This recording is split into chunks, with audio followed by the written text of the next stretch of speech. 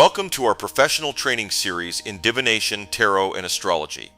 The following training in tarot was developed for students that are going through the courses with the School of Our Divine Infinite Being. We wanted to make our training available to the general public here on YouTube, while also encouraging those interested in a career as a divination professional in astrology and tarot. To check out our programs at www.divineinfinitebeing.com. We have post-graduation program assistance that you will not find anywhere else. This includes live video consultation technology, calendar booking, social share tools, affiliate program development, e-commerce, and the opportunity to take clients from the marketing efforts of our talented in-house staff. Again, you'll find all of this at www.divineinfinitebeing.com. Sponsored by astrologypro.com. The #1 platform for astrologers and tarot readers to operate their divination services. We hope you enjoy this training. Welcome everyone. Today is going to be an awesome opportunity for you to learn a little bit more about one of the most important cards in the tarot, the Fool.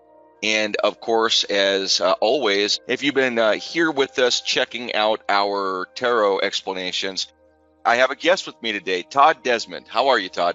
Good, Beto. Good to be with you. All right, appreciate it. So today's going to be pretty exciting. We're going through the Fool.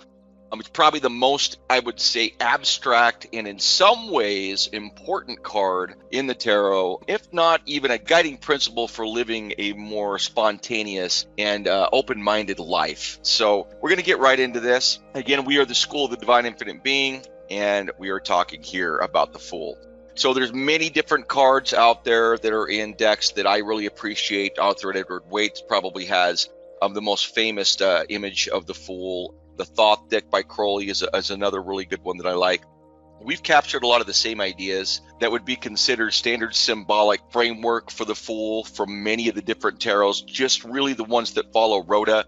If you're not familiar with Rhoda, Rhoda has to do with the astrological wheel of tarot, and those that have been developing tarot cards, even going back into its beginnings, included astrological symbolism. And we have McGregor Mathers really to thank from the Golden Dawn for really putting all of that together in a way that allows us to utilize the tarot the way we do now. We call that Rhoda. And so we follow that formula. If you go to our website, divineinfinitebeing.com, you can actually read about Rhoda and how all of that alchemical symbolism works and how all that tarot and astrology symbolism works. But today we're going to be focusing here on the Fool, and we're going to be going over different aspects of the Fool. As you can see here, I'm going to point a few things out, and then we're going to be getting into some slides. Todd are going to be having a conversation about these things. But one of the things I want to point out is you can see behind the main figure here is the actual egg. I'll just kind of even circle that a little bit with my mouse. You can see it here. This is the transpersonal egg. This is also the Orphic egg. And this is Phanes that emerges from the Orphic egg. And it's syncretized as they've done in ancient Greece with Dionysus. But as you can see right here, this is Phanes, and he's actually been syncretized with Dionysus. And we'll kind of get into that symbolism as we get a little bit further. But behind that, again, this egg, you can learn a lot more about the Orphic egg specifically and about the transpersonal egg that we take from the Jungian map of consciousness of psychosynthesis. You can learn all about that under the layman symbolism on our website.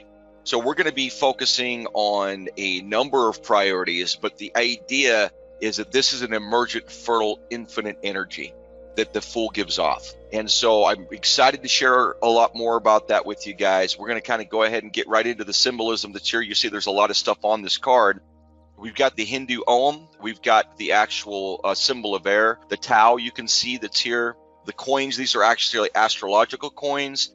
This is the tiger that's actually attacking the Fool that he gives no credence to. And then we've got the butterflies that are here. And of course, the wine of Dionysus. So we'll be going over a lot of this stuff as we go through each of the different symbols and what they mean. One of the most important properties here that we won't be covering too much in the continuing slides is if you look up here, you'll see that he's emerging from night, emerging from the actual darkness. And in the liturgy, there's a relation to Nyx or night that's associated with the birth of Phanes Dionysus. And you can kind of learn a little bit more about that in our central doctrine as well, because we kind of cover a few of those things. And so we're going to go ahead and get right into the symbolism that's here, just kind of finishing up with this card view so we can get into the symbolism. In astrology, the Fool is equal to air. In psychology, it is the unus mundus, which is pretty exciting stuff that we'll be talking about here in this video. And then, of course, zero. Okay, zero is a very important quality that is probably one of the most relevant perspectives that you'll find in almost any of the occult writers and what they have to say about zero and its relation to the Fool. We're going to get into all of that stuff as we kind of get through this stuff. And Todd, before we kind of start breaking into any of the symbolism, do you have any kind of initial thoughts about this card? Yeah, I do, actually. The Om symbol is the most important symbol for Hindus. I know in the Bhagavad Gita, chapter 4.7, Krishna says, I am the symbol Om. So the link between the Hindu god Krishna, who's the dancing, flute-playing god of India, the ladies' god, is very similar to Dionysus, with his dancing with the ladies and his frivolity. So there's that strong connection, and you've got that Om symbol right up there at the top. So yeah, Krishna says, I am the symbol Om. Yeah, that's interesting, because Krishna is a running theme here with the Divine Arcana Tarot. And it's not surprising that Todd would have pointed that out, because he has such a rich understanding of the Hindu liturgy. And so one of the reasons I have him on here is because we've spent a lot of time integrating the Eastern ideas of many of the Hindu belief systems into our cards, and so it's just a pleasure to have him here with us. So, Todd, anything else before we start getting into some of the deeper symbolism in the slides? Yeah, well, if we're going to get into it, but I do want to point out it's going to be fun to talk about the Tao or the Tao. I've heard professors who I took classes on pronounce it with a D, like a soft D, the Tao, and the Unus Mundus. This is the archetype of the union of all opposites, the ultimate archetype from which everything emanates, from which all pairs of opposites originate and toward which they all strive in a spiritual and a physical sense. So the Tao and Unus Mundus, that's going to be an interesting conversation. Yeah, and just in the way you say that, like the Tao and, following the way. And it's, I would say that the Fool energy is very much that kind of rich, fertile, infinite direction. It's not really developed yet, but we're going to get into why it's kind of significant in certain symbols. Like you see, guys, the butterfly here. You'd imagine if this is an initial fertile energy, just kind of preeminent before the development of something, let's just say, that it would be the caterpillar. There's a reason it's the butterfly. We're going to kind of get into that. But thanks, Todd, for a couple of those comments. Let's go ahead and get into this, because we do kind of get into those things here. So we'll start out just explaining here. The Fool is zero, the fertile infinite. The Fool is the first card of the tarot. It is said the Fool is contained within each of the following cards, all the way to the Ten of Discs, or wealth. As you can see from the card, it holds the coins of wealth in bags, even here in the beginning. The journey begins with the Fool. This is the joyous, drunken madness of spring, the dawning of day, the beginning, the emergent, feigned Dionysus from the Orphic egg, the first god, androgynous, pure, and complete. This is the Unus Mundus of Jung and Pauli, expressing into form the sacred sound of the beginning of creation, a sound we can still hear. Here's a quote from the Book of Thoth, and that right there is the Fool that's actually in the Thoth deck. We took a lot of inspiration from that. I do believe that Crowley's Thoth deck is probably one of the greatest ever created on the planet, and very worth having a copy of. But here's a quote from Crowley himself. The Fool is the gold of air. He has the horn of Dionysius Zagreus, and between them is the phallic cone of the white light, representing the influence of the crown upon him. He is shown against the background of air, dawning from space, and his attitude is that of one bursting unexpectedly upon the world. Aleister Crowley, Book of Thoth.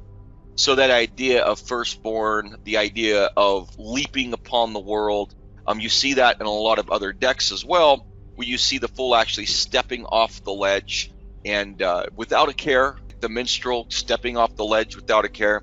We'll talk a little bit more about those things. You see up there on the right-hand side, the green man. We'll kind of get a little bit more into that. This energy is a spontaneous energy.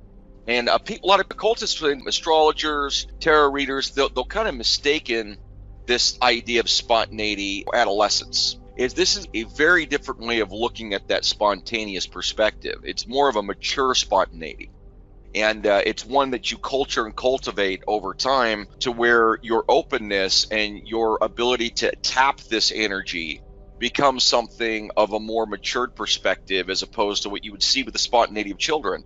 It's the same energy, but it's more consistent, more prevalent. That's why the Fool is such an important card in a reading, and especially in our lives, because of its transformative power and what it really indicates. So we'll continue speaking about that.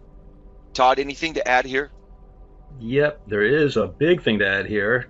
Dionysus Zagreus, that is the form that Dionysus took first when Zeus had a child with a mortal woman, and he was taking the form of a snake, and he intended this child to be his heir, but his sister bride, Hera, became jealous, so she induced the previous order of the gods, the Titans. So there was two orders of Greek gods. The original order of gods were the Titans, and then the Olympians came after them. And Dionysus was, at any rate, going to take over for his father, and Zeus's sister wife became enraged and induced those Titans to tear him to pieces, and they ate his flesh except for his heart. The goddess Athena saved his heart and gave it to Zeus, and then he eventually recreated another god, Dionysus, from the heart of Zagreus in the womb of Semele, and that god survived, and that's the one who's the wine-drinking god, and there's this whole story behind that. But regarding Zagreus, after he was eaten by the Titans, Zeus killed the Titans who had eaten his son with a thunderbolt, and his original form was a thunderbolt. And humans are considered to be born from those ashes, and we have an element of the divine Zagreus Dionysus in us. That's our eternal reincarnating soul.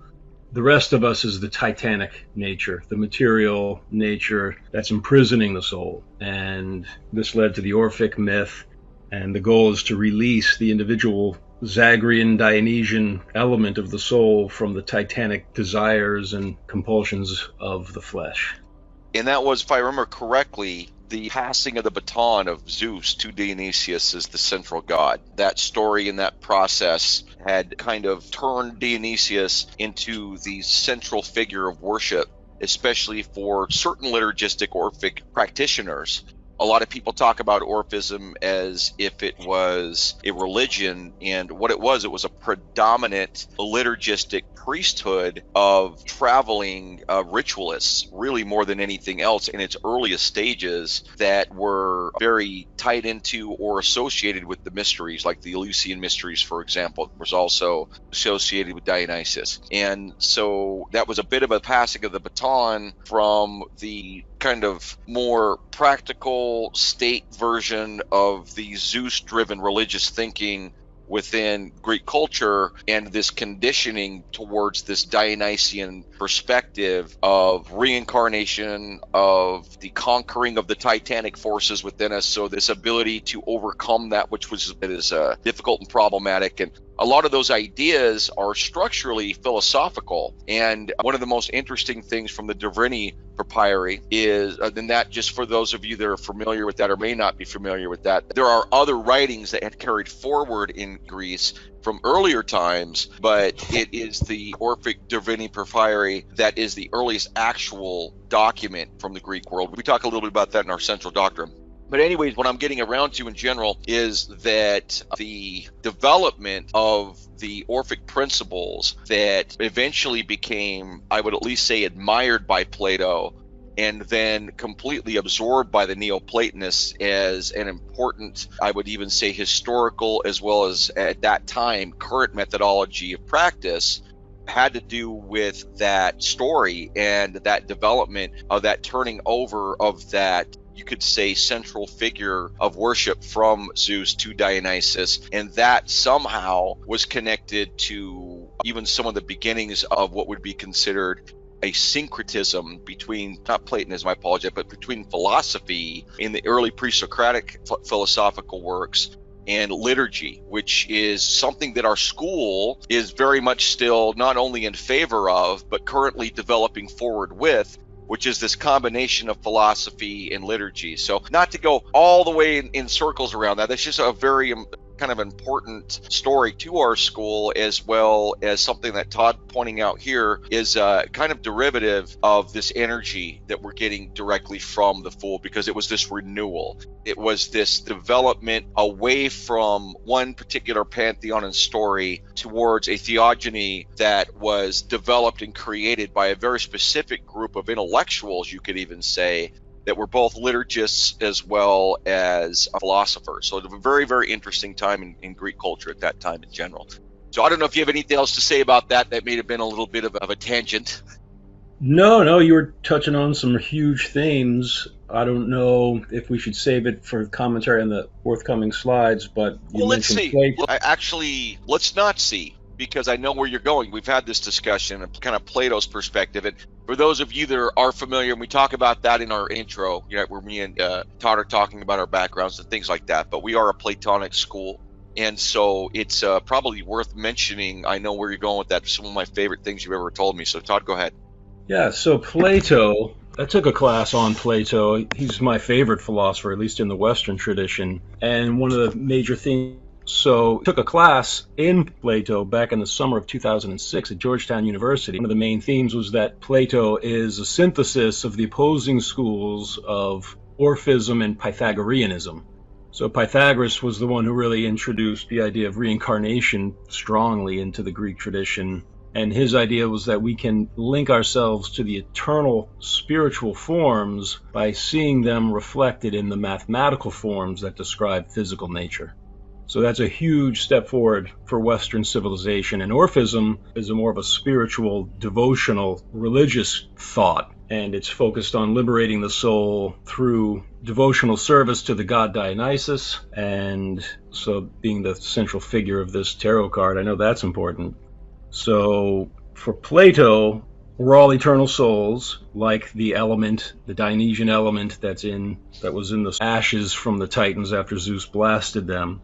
And by studying these mathematical forms that describe all of nature, you can gradually open the eye of your soul to the ultimate supreme source of everything, the idea of the good, which later Christian theologians like St. Augustine just said God. And all of the other absolute archetypal forms, and this entire tarot card is based on archetypal forms, all of these archetypes come from the ultimate archetype of the One, which Jung called the Unus Mundus, and the self archetype, the God archetype, and that's the goal of life, to try to reunite all opposites by opening the eye of the soul to this brilliant idea of the good.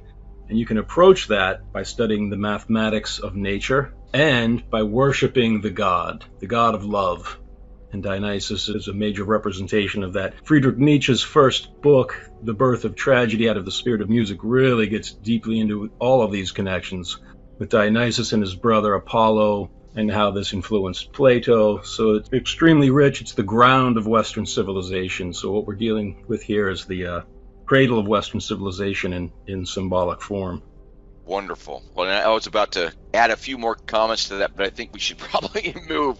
But it's fun, though. It's me and Todd, just so you guys know, we spent a lot of time talking and, reviewing and going through things. Okay, the leap. The Fool is often depicted taking a leap or stepping off a cliff, symbolizing the beginning of a journey or a new phase in life. The leap in the Fool card of the Divine Arcana Tarot carries several symbolic meanings. First, the leap into the unknown. The Fool's leap represents a willingness to take risks and embrace the unknown. It suggests a departure from the familiar and venture into uncharted territory. The Fool is not burdened by fear or preconceived notions, but is open to whatever experiences lie ahead. Spontaneity and innocence. The Fool is often associated with a childlike innocence and spontaneity. The leap signifies a lack of inhibition and a carefree attitude.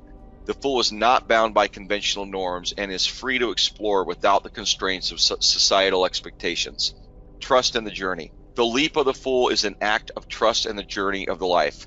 It suggests faith in the unfolding of events and a belief that everything will work out as it should. The Fool approaches life with a sense of optimism and a carefree spirit, trusting in the process of self-discovery and personal growth. Symbol of the Fool's path. The Fool's journey is a recurring theme in tarot, representing the individual's spiritual and personal development. The leap marks the beginning of this journey, where the Fool is open to learning, experiencing, and evolving.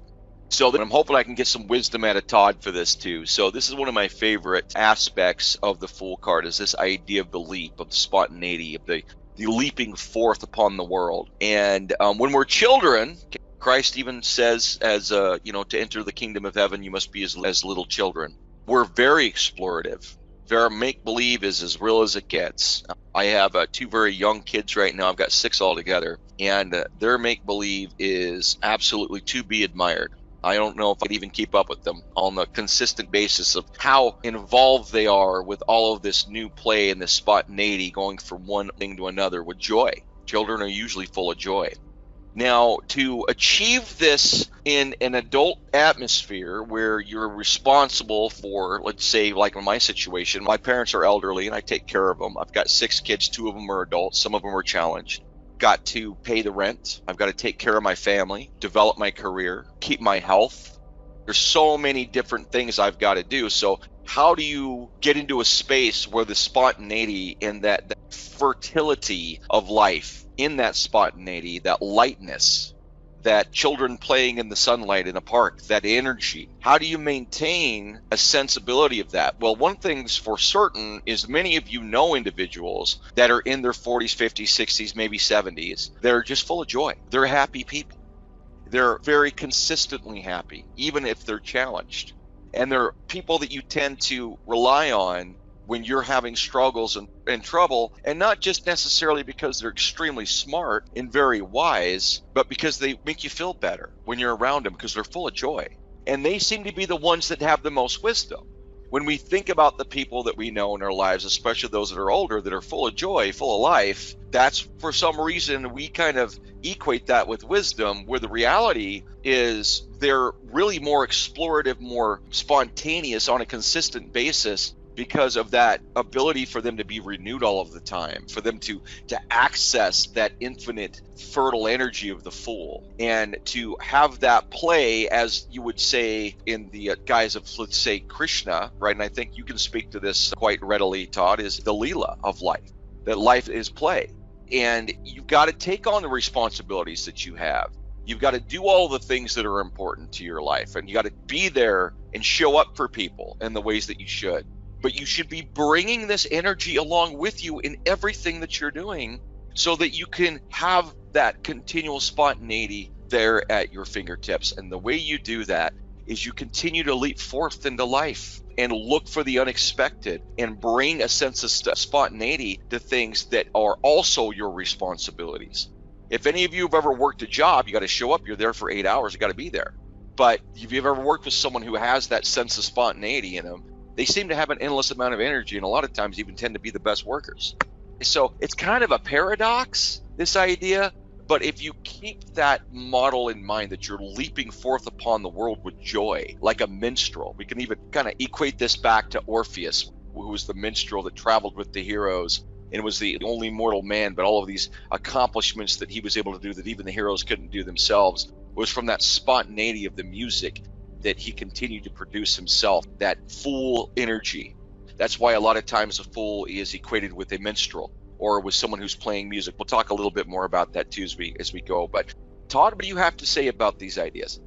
When you were talking about the need to balance this spontaneity and responsibility, and you mentioned Krishna, that made me think so in Hinduism, there's 3 main theistic schools: the Vishnu worshippers, the Shiva worshippers, and the Shakti worshippers, or the Mother Goddess worshippers. They all recognize the divinity of each other's deity, but each one sees their preferred object of devotion as the source from which the others emanate, although they're all eternal at any rate. In the Vaishnava, Vishnu worshipping branch, there's other branches within that, and I would say the main branch of that Vaishnava tradition worships Krishna as the original form of Vishnu, and the goal of life is to just concentrate your mind on Krishna. And Krishna, like Dionysus, is this pleasure-loving god. He's most famous for his Leela that you mentioned, his Rasa Leela, his dance in the jungle forests of Vrindavan, the town of Vrindavan in India. All of the autumnal flowers are in bloom, it's the full moon. He plays his flute, which summons the gopis, the cowherd girls, from their various homes. Some of them were engaged in feeding their husbands and children, and as they heard the flute, they dropped everything and fled out the door despite the severe consequences they knew would follow from that act. If some of them were half-dressed for bed, they heard the flute, they dropped everything and ran out. And they all assembled in the forest to meet with Krishna playing his flute. He's got long, luxurious black hair. He's a kind of a union of feminine and masculine beauty. Although he's the ultimate warrior, he's also so beautiful, it's almost feminine. And to focus on this spontaneous, loving lover god is the goal of the most austere ascetics and Brahmins, who won't even look sometimes at a physical form of female beauty, but their entire meditative trance is engaged in thinking of Krishna dancing with the gopis. That's beautiful, and that is the Leela dance, the Leela play. We kind of will be covering that a little bit on the Lovers card because we've adapted over to that iconography there. It'll be a lot of fun to talk about that. But you mentioned something that really, I don't know if we've got a slide for, and I wanted to make sure I mentioned it here because it's so relative and similar. And that Phanes Dionysus, leaps from the Orphic egg, is androgynous. And it's important to understand that the Fool is both sexes and sexless at the same time. An idea of zero, actually, to some degree, is this idea of -1 + 1 is reconciled in zero. And so the eternal energy, you could say, the potentiality, the potency of this form in the Orphic liturgy is also syncretized with Eros.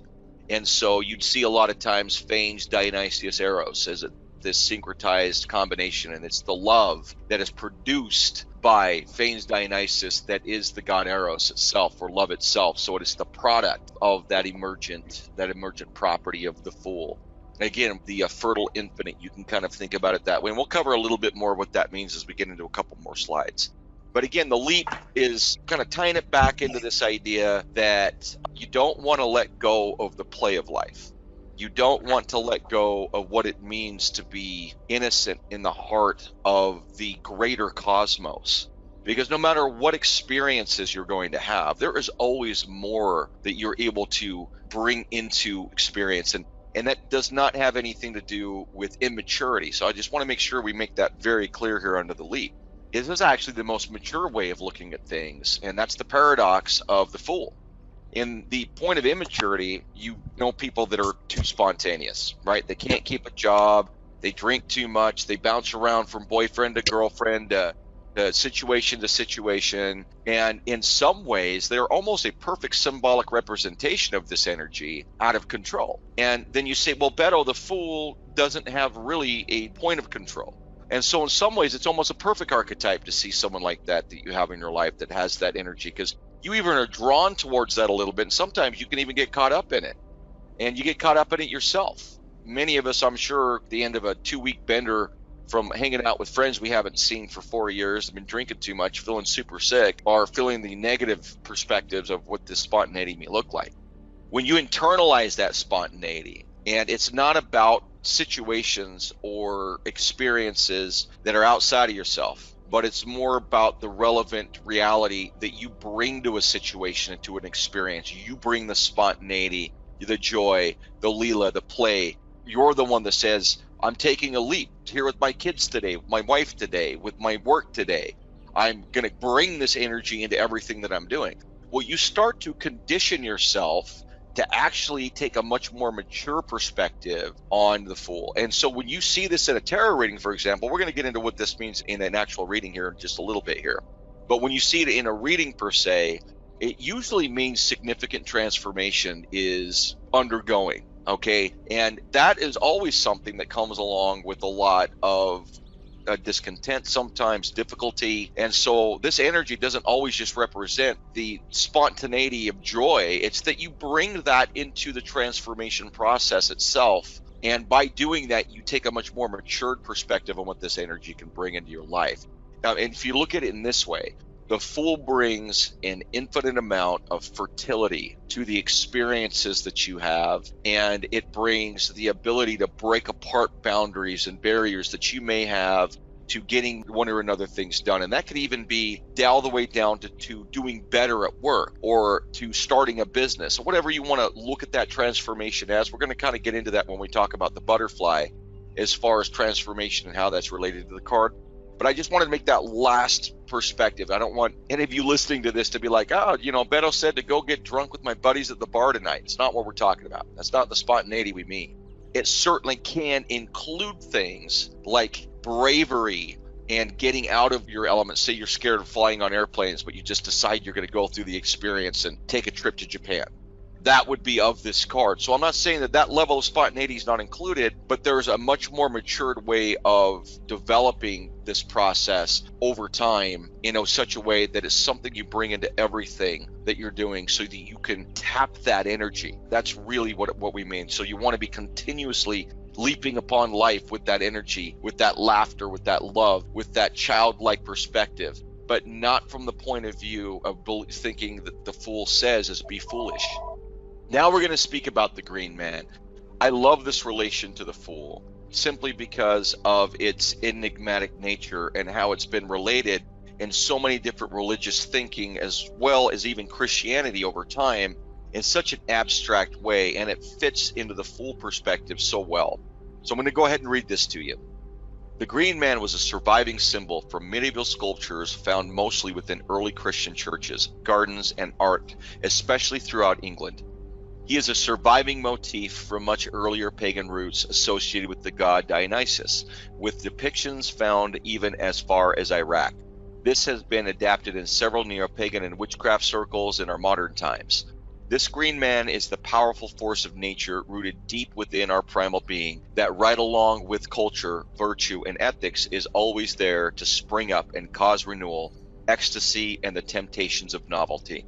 Whether this be fact, I like to think of this as a surviving motif from the Oracle of Delphi, where they worshipped Apollo, divine order, 2/3 of the year, and Dionysus, divine ecstasy, 1/3 of the year.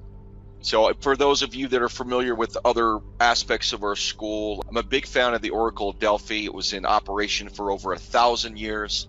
Probably the most famous oracle in all of the ancient world, whether that be during the Greek Empire or the Roman Empire, and only dismantled at the same time that paganism was basically outlawed across the entire Roman Empire.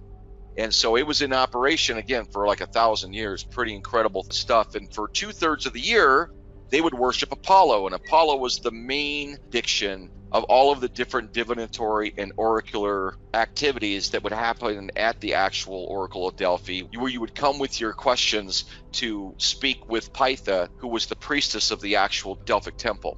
And I always like to look at this as a surviving motif, interestingly enough, that even survived into Christianity, where they had the Green Man as this just sculpture that would remind them that nature itself has a deep, meaningful, primal perspective. And they would find these in actual churches in England, which was just one of my favorite stuff.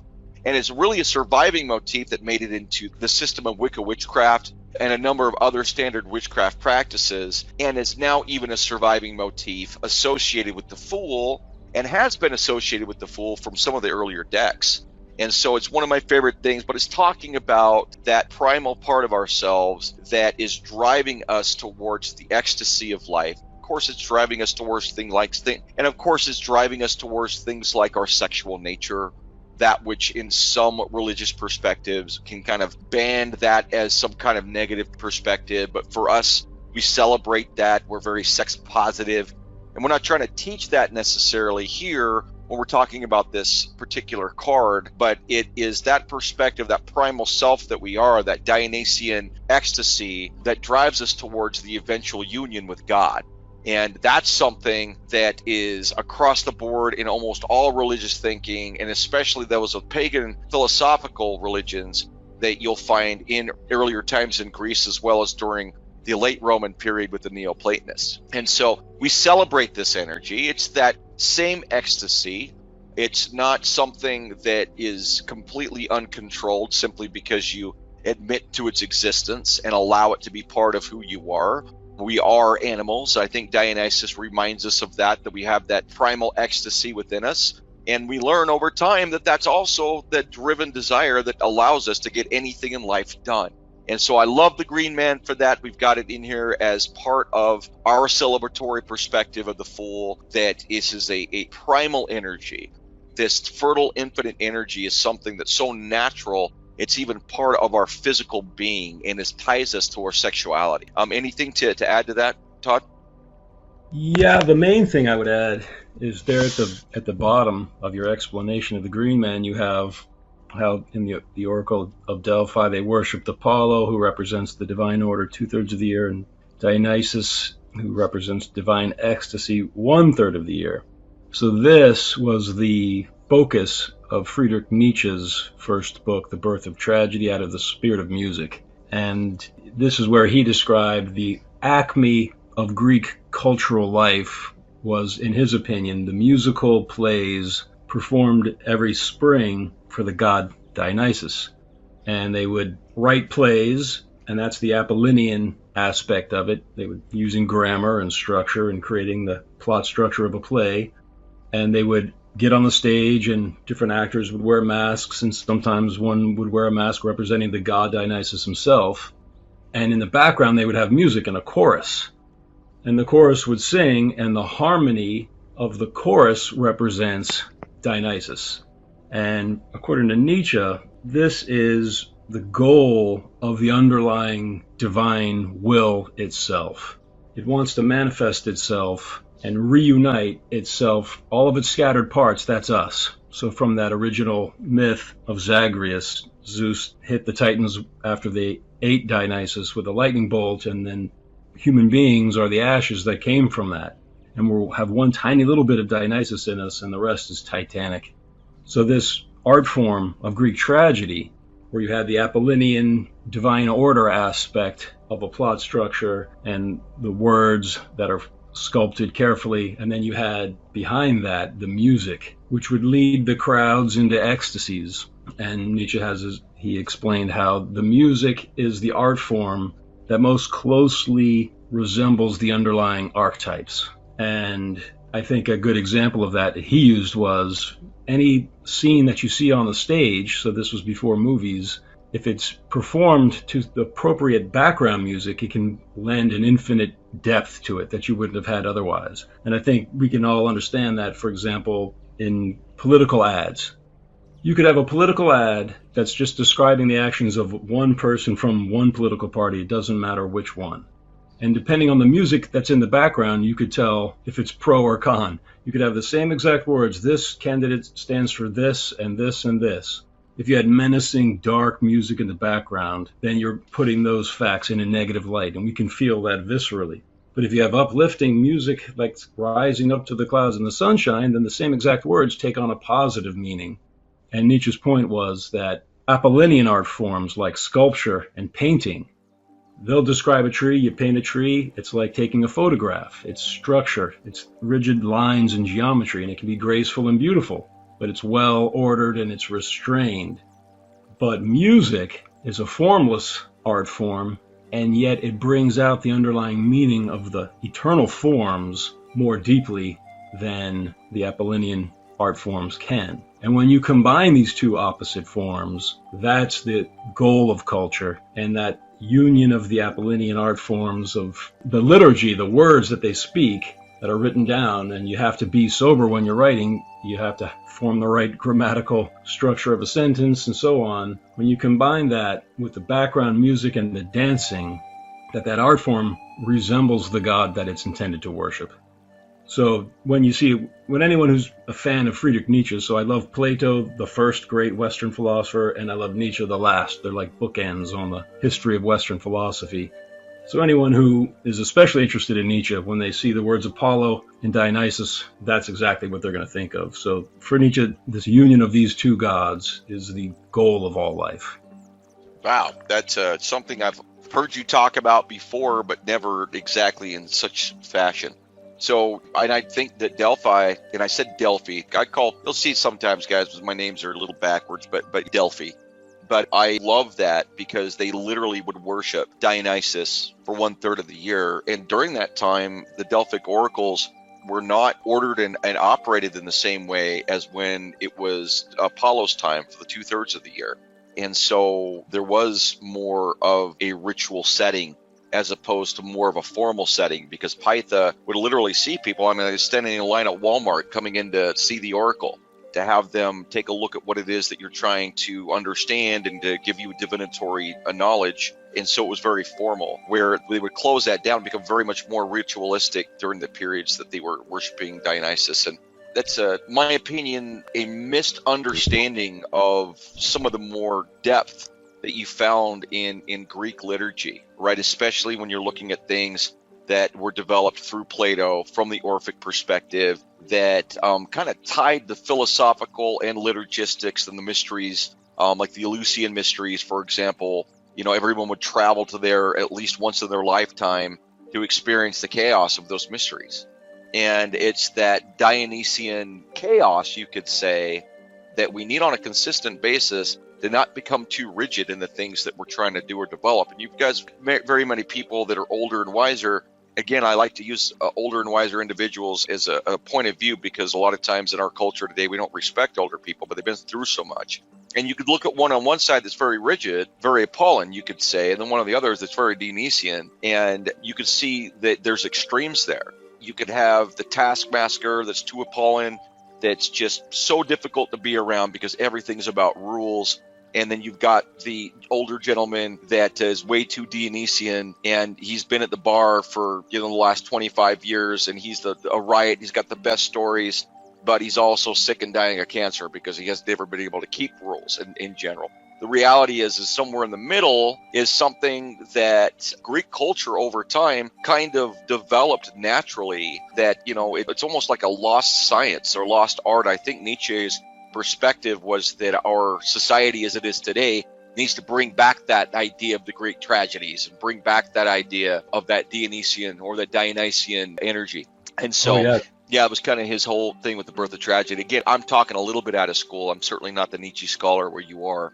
Yeah, very, very cool. So let's go ahead and move on. But the Green Man, very interestingly, has survived as this motif as well as this architectural design throughout Europe, and going all the way back to the time of Greece and Rome.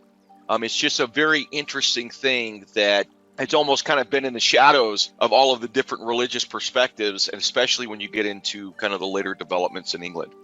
So Phanes Dionysus. So we've been talking about Phanes Dionysus this entire time, but let's just kind of go ahead and make a few statements about this. So in the ancient tapestry of Greek mythology, the Orphic cosmology weaves a mesmerizing tale around the enigmatic deity known as Phanes, the dazzling firstborn of the cosmos.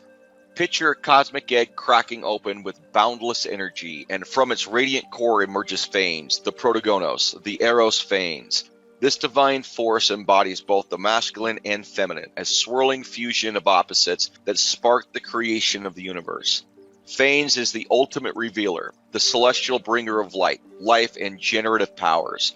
In the dance of creation, Phanes takes center stage, symbolizing the very essence of existence.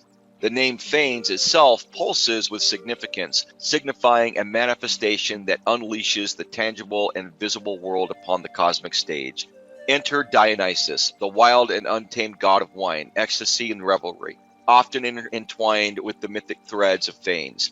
Dionysus is not just a deity, he is a manifestation, a dynamic echo of Phanes, emphasizing the eternal cycle of creation, death, and rebirth. Together, Phanes and Dionysus embody cosmic fertility, transformation, and the ceaseless dance of life. But the Orphic journey doesn't end there. It delves into the soul's odyssey, a quest for enlightenment and liberation. The human soul, intricately connected to the divine, undergoes a cosmic drama of reincarnation and purification, striving for transcendence and spiritual awakening. Imagine the ancient Greeks, their mind ablaze with the mystical allure of Phanes and Dionysus, navigating the cosmic currents and seeking the secrets of existence. The Orphic tradition doesn't just paint a cosmological picture, it sets the stage for an epic adventure where gods and mortals intertwine in a dance that spans the ages, revealing the pulsating heart of the universe in all its thrilling glory. So I saw a diagram when I was studying the Orphic liturgy a little bit deeper. And Thanes, and you and I had this conversation, Todd, it was like over a year ago. But Thanes is the uppermost point in this cosmic liturgy of Dionysus itself. So Dionysus is the newborn god, and Thanes is Dionysus in its most abstract, highest form. And so Thanes Dionysus is the same god, guys. Everyone, that energy with the Fool, you want to look at that as Dionysus is kind of its fruit, where, you know, the wine, right, we've got the grapes as the fruit of this energy, where Thanes is Dionysus, but it is the highest aspect of Dionysus itself, which is the absolute androgynous leaping forth of this divine energy, the very emergent from the egg itself. And so that's how that ended up kind of being depicted, and we kind of play that forward ourselves. And so according to Damascus, Thanes was the first god expressible and acceptable to human ears. So it also comes down to, and interestingly enough, the idea of sound. It's the first god that we could hear, which kind of goes back to Om, the first sound, which we're going to get into in just a little bit. But we've been talking a lot about Thanes and Dionysus associated with this card because it's so important, especially in our Divine Arcana Tarot, that this energy is the first energy. Is there anything else for you to add here, Todd? No, I don't think so. We've covered most of the yeah, we talked a lot about that.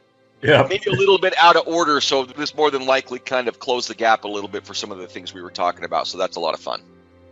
Okay, so now we're going to jump a little bit, because one of the archetypal stories that has been tied into the Fool as the journeyman, right? Because the Fool is the beginning of the journey. And again, in a lot of the tarot, you'll see the Fool's got a satchel on his back, or he's got his minstrel instruments with him, and he's moving through time. So he's beginning the journey. So again, that leap, that very first step, the beginning of the journey, which we should be bringing into every moment of our experience to keep things renewed and keep access to that fertility of that infinite energy that Thanes Dionysus brings us. But we're going to talk about Percival. So to get a little bit of history on the tarot here, not a lot, because we do that in other trainings. And also it's in our central doctrine. It's in our layman explanation on our website. So much you can get into the history of the tarot. Very, very interesting storyline to kind of follow. The tarot was developed as a game to begin with, as you'll read about.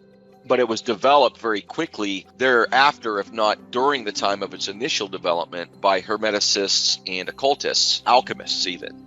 And so there's a lot of story that goes into every part of it. And one of the aspects that made it early into some of the earliest decks is the idea of the journey of Percival. For any of you that know the story of the Holy Grail, that storyline is very tied into the tarot. And I didn't want to remove that perspective from the tarot we have, although symbolically we don't associate it as much as what would be considered more of the Christian style decks, because we're much more open in our liturgy, because we are polytheistic monists. If many of you could look that up, that simply means that, like, from the Whiteheadian perspective, I'll give it that we're more of a pluralist school, meaning that we believe there's truth in most, if not all, religions, which comes down to calling things perennial. So the perennial wisdom or the perennial philosophy is a transcendent factor in nature that thereby makes its way, as Hegel would say it, as the absolute spirit into developing culture over time, where truth is found within every single culture, language, country, nation,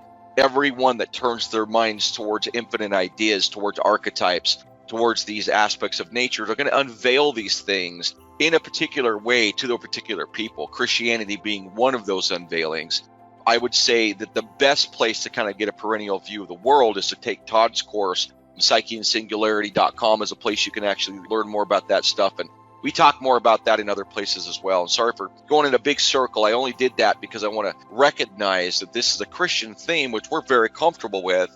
And it is something that has kind of lived with the tarot for quite some time. So this is the story of Percival. So Percival is the knight that first set out to find the Holy Grail in a poem written sometime around 1180 CE.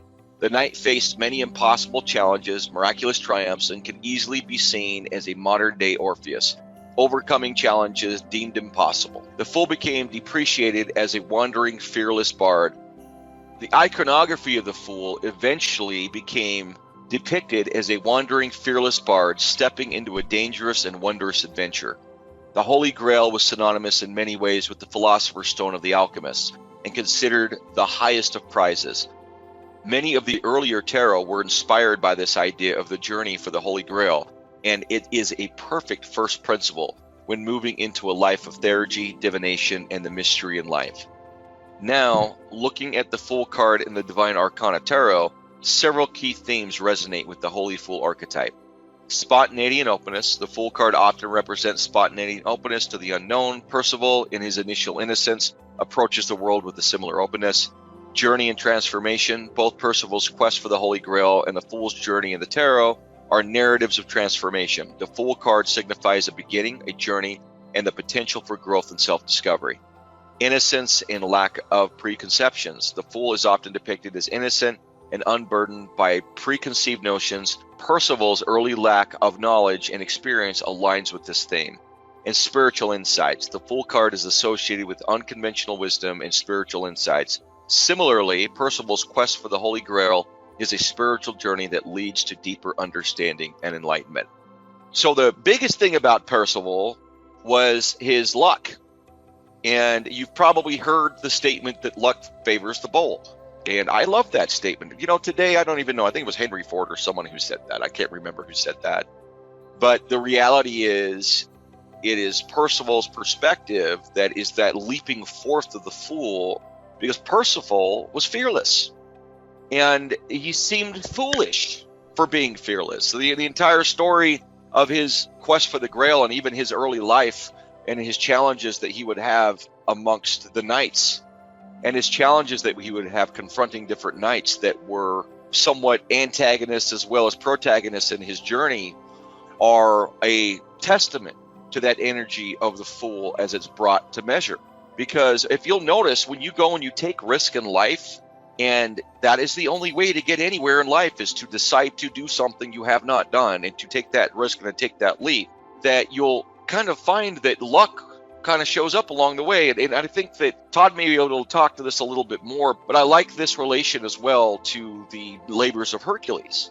And for those of you that are as snamored by the Pythagoreans as I am, I absolutely love Pythagoras, love the stories of Pythagoras, love the philosophy and the mathematics of Pythagoras and what Plato did with those things. They worshipped Hercules, and that was always a confusion for folks that didn't quite understand what hero worship was. Now, a hero, of course, is someone who's half god and half human, and thereby a representation of that which is divine, of which we as humans are attempting to become more like. And in many of the Greek liturgistic perspective, when you die, if you live well, you live amongst the heroes. And so Hercules was tortured by Zeus's wife, Hera, that was trying to kill him. And the 12 labors of Hercules was about Hera trying to kill Hercules 12 different times. And every single time Hercules went on the journey where he was going to be killed by Hera, she was just convinced she was going to have him dead at the end of this journey. He did not know whether or not he was going to survive it. Every single time this happened. And it was always something along the journey, something along the way, near the end of the journey usually, where something auspicious happens, where the providence of the journey itself would take a turn, and something besides Hercules himself in that journey would appear that would make it possible for him to complete the labor. But the whole point is that he went into each of those labors not knowing if he would survive. I mean, how well would you survive if you had the queen of all heaven and the queen of space and the queen of all the gods trying to kill you, and you're just half god? Well, you would imagine that you may not make it through that. And so that's really the story of Percival to a degree, that bravery of just going into all of these situations where he's saved by luck, by more than anything else, in cases where he felt that he was going to be potentially challenged in such a way that he may not make it. He just went fearlessly anyways, because he was seeking what? He was seeking the Holy Grail. He was seeking the Philosopher's Stone. He was seeking that absolute totality in life. He was going the direction of truth. And thereby, in seeking that out, he was fearless. And in that fearlessness and in the activity and the actions and the progress that he made, luck would suddenly appear. And so the providence of your experiences, that leaping forth, you've got to trust that that energy is not going to be your undoing. That renewal of that fertility of taking on novelty and taking on new adventures and new ideas is not going to end in your destruction. You have to be fearless with that. And I think that, the story of Hercules is even just a little bit more kind of fortuitous to that kind of energy of Percival. Is there anything to add there, Todd? Well, yeah, the idea of Percival representing the beginning of the journey, this whole slide reminds me of Joseph Campbell's idea of the hero's journey, or what's also called the monomyth. So Joseph Campbell, writing in the 20th century, said that, and he was a student of Carl Jung, the great psychologist who came up with the idea of the archetypes of the collective unconscious, which he said is basically a restatement of Plato's theory of the absolute ideas imprinted on the eternal soul, just to give a background there. So Joseph Campbell, from that archetypal perspective of Jungian psychology, analyzed the world's myths. And he said he could see a repeating theme in most of them, and he called it the hero's journey, where there's a series of steps. You get first called to the adventure, then you need to travel to the realm of the dead, where you face some extreme danger. You usually meet some kind of divine allies, and then you conquer your objective, and then you're usually given some kind of a boon, some kind of a gift to take back to the land of the everyday living people, to bring them to the next level, to save them from some horrible fate, or to help them evolve to the next stage. And from Joseph Campbell's perspective, it's a symbol of the life's journey that each of us has to take. And Carl Jung called that the path toward individuation, and that usually in the second half of life, you need to withdraw your self-identity from the collective unconscious instincts of your species and from the collective conscious demands of the society in which you're living, and say, I am independent of these, and then re-embrace them in the understanding that everything emerges from the ultimate archetype, the unus mundus, the God archetype, the one. So the idea of Percival here is you have to answer the call to adventure, knowing full well the horrible dangers that you'll have to face. Yet, if you're going to be a hero and you're going to achieve the Holy Grail, which is a symbol of the union of all opposites, then you have to start, and you just have to take that first step. So that's just what this slide brings to my mind, Joseph Campbell's idea of the hero's journey. Absolutely love that. And I was going to let Todd kind of take that perspective for a minute, because I wanted to make mention of this if he didn't. And that hero's journey in a more modern lens that includes things like Jungian psychology, string theory, modern quantum science, and the brilliance of Todd's background in religion and philosophy can be taken. That journey can be taken on his website, psychingsingularity.com. Part of our school's patronage to Todd is our alliance with him in the training that he actually gives. It's several hours. I mean, Todd, I think we're up to probably closer to 20 hours right now, but it's probably a little less than 20. Of his hero's journey into the more modern perspective of the ontology of existence. And it is a great kind of opportunity for folks like you to kind of get a more broad understanding from a philosophical and scientific point of view of, things that we're talking about here in some ways, or the greater ontology of experience. And I don't want to get too much into it because it will end up going a huge direction worth going. But I do suggest that you do spend some time on his site, psychingsingularity.com. Okay, so the air element, because that's what it says. The Fool is linked to air, which to the Greeks was the first element in the story of creation. Here are some key aspects of the air element in the context of the Fool card. Intellect and mind. Air is traditionally associated with the intellect and the realm of the mind. In the Fool card, the air element symbolizes a focus on mental exploration, intellectual curiosity, and the use of reason and logic on the Fool's journey, which we're going to talk a little bit more about that as well when we get to the Theurgist, or on other decks called the Magus. The Fool and the Magus are very much intertwined, a little bit like what Todd, in fact, I'm probably going to have you speak more on that when we get to the Magus of Dionysus and Apollo, and that kind of that syncretism. So the Fool, you could say, in the mind is the atmosphere that the logos or logic is born into. So it's atmospheric in that perspective. And the logic that we're speaking about here more is the development of direction towards unity, towards the one, which is really more the energy we're going to find in the Magus or the Theurgist, which we'll talk about is going to be our next exploration. So it's associative. It's really kind of hard to pull those two apart. You'll kind of understand that more when we get to the Magus. Communication and expression. Air is linked to communication, language, and expression. In the Fool card, this could suggest that the journey involves open communication, expressing oneself freely, and engaging in meaningful dialogue with others. New ideas and perspectives. Air is often associated with new ideas and the ability to see things from different perspectives, as well as divination. The Fool's association indicates a need for fresh insights, a willingness to consider unconventional viewpoints, and a receptivity to new concepts. Divination Divination is an intuitive receptivity of embodied meaning born within the open air of the diviner. So I'm just going to say new ideas and perspectives. Air is often associated with new ideas and the ability to see things from different perspectives, period. Freedom and spontaneity. Air is a free-flowing element, and its association with the Fool may signify a sense of freedom and spontaneity. The Fool is unburdened by preconceived notions, allowing for open-mindedness and a willingness to embrace the unexpected. The breath of life. Air is often linked to the breath of life, representing vitality and the animating force that sustains existence. In the Fool card, this could imply a connection to the life force and the idea that the Fool's journey is a breath of fresh energy and renewal. And Todd, we don't need to get into that. We gotta get through things. So I'm not a big fan of most of what's here, but guys, it's fine. It's still part of the symbolism. Can't get away from it. Okay, the sun over the genitals. The sun over the genitals in the Fool card represents the creative and life-giving energy associated with the sun and the phallic forces of generation. The genitals are a symbol of fertility, creativity, and the life force. In the context of the Fool card, this imagery suggests a state of purity and openness to new experiences.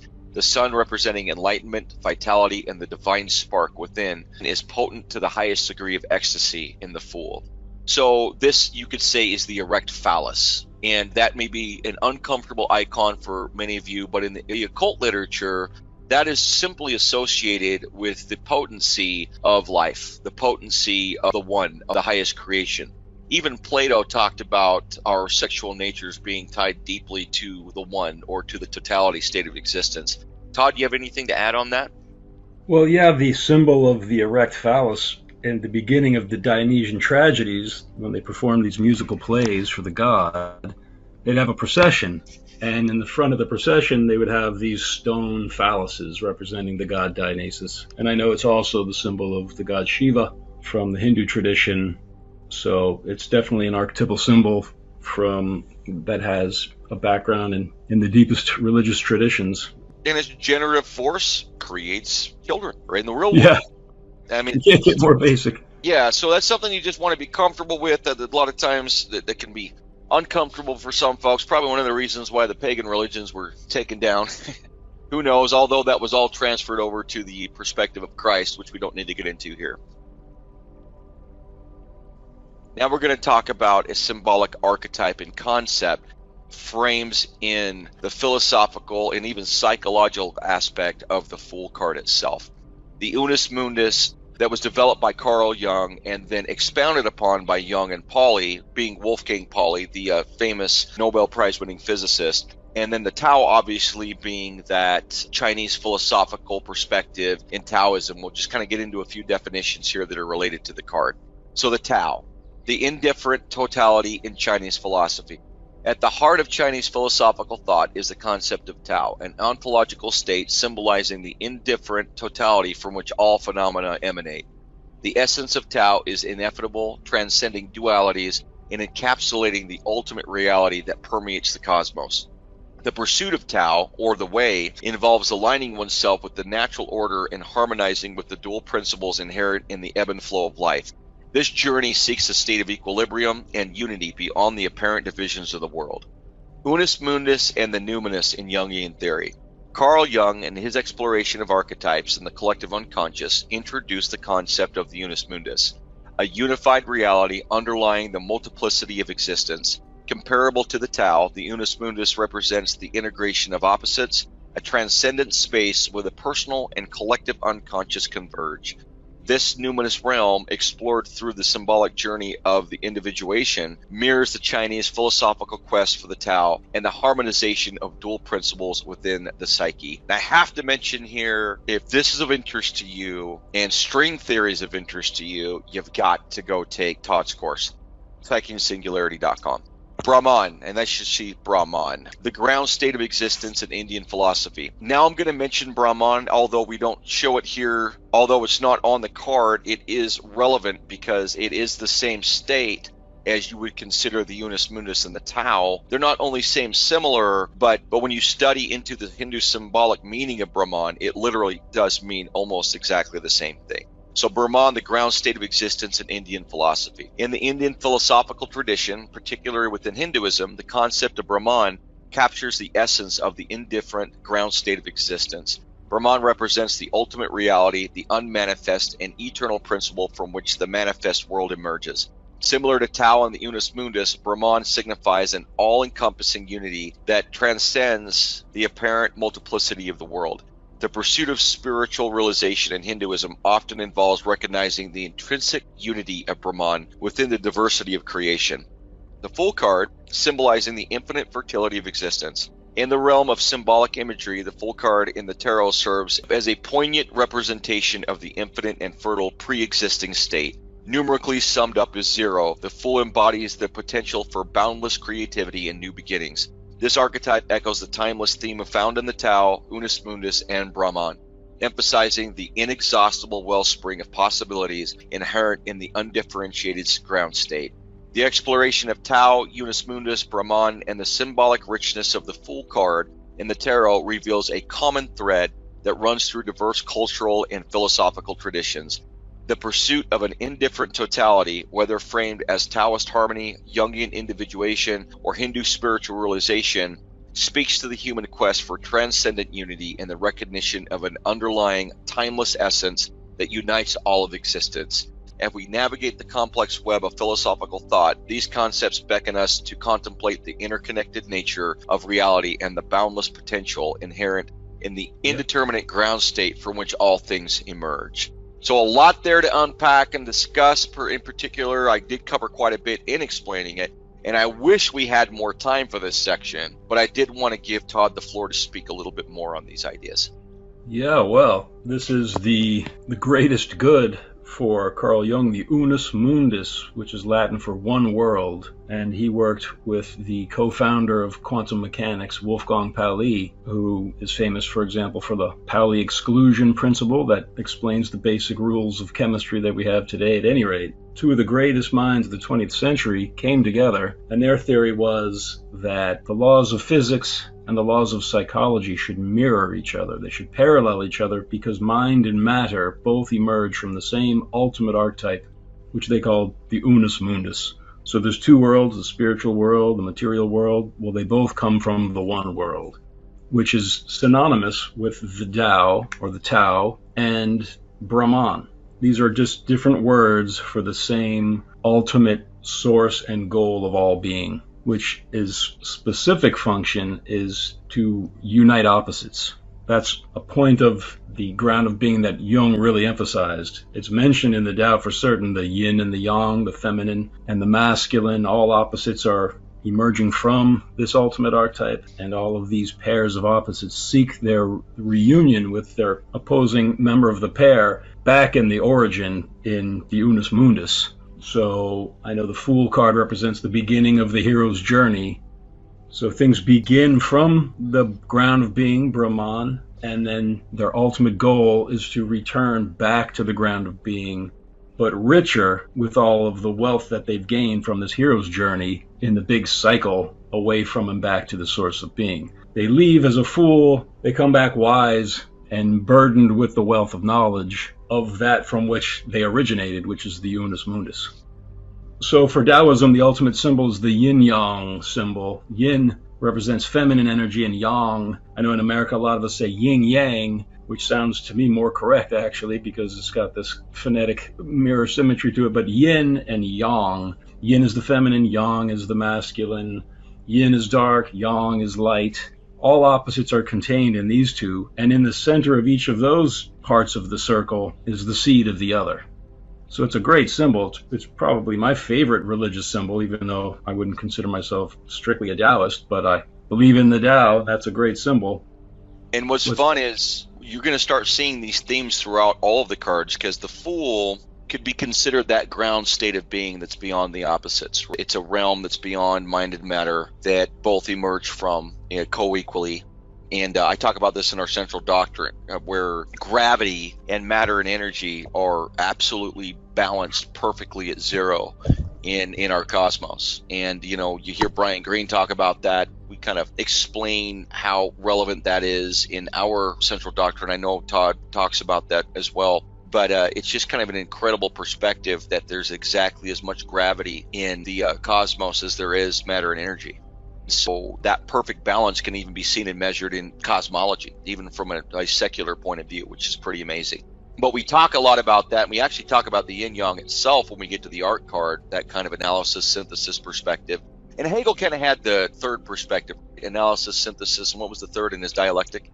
It was thesis, antithesis or antithesis, and then synthesis. That's right. Yeah, I really love that. I really love that. My son's really getting into that right now. He got the Phenomenology of Spirit for Christmas, so. Oh, nice. He's diving into some Hegel, and you'll see guys around here. I love Hegel. I really, when I feel a little bit too clogged up with all of the different practices and thought patterns that I have, I always kind of return to the Hegelian absolute spirit as kind of that unifying sensibility of the spirit that has permeated the planet in every single culture, every religion, and every language, and has basically moved from one culture to the next over time, developing our ability to understand God. And for that perspective, again, we're talking about the gods and the goddesses and the daemons and the archetypes that are all forms and archetypes within this totality state that we talk about as the divine infinite being here at the school. And that's why we are the school of the divine infinite being, of that centrality. And you could say that the unus mundus is the closest of that ground state of reality to us being able to explore that idea in that perspective, and kind of taking that Hegelian absolute spirit and maybe even looking at it from a Whiteheadian point of view of the universe as organism. You've got that centrality, that one thing that exists in existence, but it's not something that we can name. It's not something that we can point to, that we can measure. It's undifferentiated. It's the ground state of reality that everything emerges from. And so that energy is the energy of the eternal infinite, which we're going to talk a little bit about when we get to the Kabbalistic zero. But thank you, Todd, for explaining more of that. Again, you can get more of his perspective on the Unus Mundus specifically by going to Psyche and Singularity and checking out his class. Kabbalistic zero. This is a fundamental aspect of the Fool, and it kind of lays into a lot of the ideas that we've already talked about concerning that infinite energy. It's related, as you will see, to things like the Unus Mundus, which is very relatable to the Kabbalistic zero in its definition. And for most occultists that follow Rhoda, this is one of the most important associations, especially if you have a Kabbalistic blend or if you follow the tree of life with that which you do. And we do lightly. This is one of the places where we kind of really emphasize the idea of the Kabbalistic zero. So we're going to kind of go through this. I'm going to start off by kind of reading what we have on the slide, and then give Todd some space here to kind of comment. And after that, we'll talk a little bit about the Ein Sof, and the Ein Sof and what those are. But we'll just go ahead and read this. So this is from Aleister Crowley from the Book of Thoth. The really important feature of this card is that its number should be 0. It represents, therefore, the negative above the tree of life, the source of all things. It is the Kabbalistic zero. It is the equation of the universe, the initial and final balance of the opposites. In this card, therefore, quintessentially means a vacuum. Again, that is from the Book of Thoth. So I'm going to read this quote here I wrote about the Penrose-Hawking singularity theorems. This has to do with the relationship of the singularity of the inside-out universe that we are a part of, something that is taught by Todd in his classes, which if you've been around our school, you know we're a big fan of what it is that Todd teaches about the cosmology of the universe. But I'm going to go ahead and make this comment because it has to do with the Kabbalistic zero, this idea of a vacuum. We're going to be talking a little bit more about that. So I'll go ahead and just read this. So the Penrose-Hawking singularity theorems establish that a singularity is characterized by geodesics, paths that represent the shortest distance between 2 points in curved space-time, whose extension becomes impossible.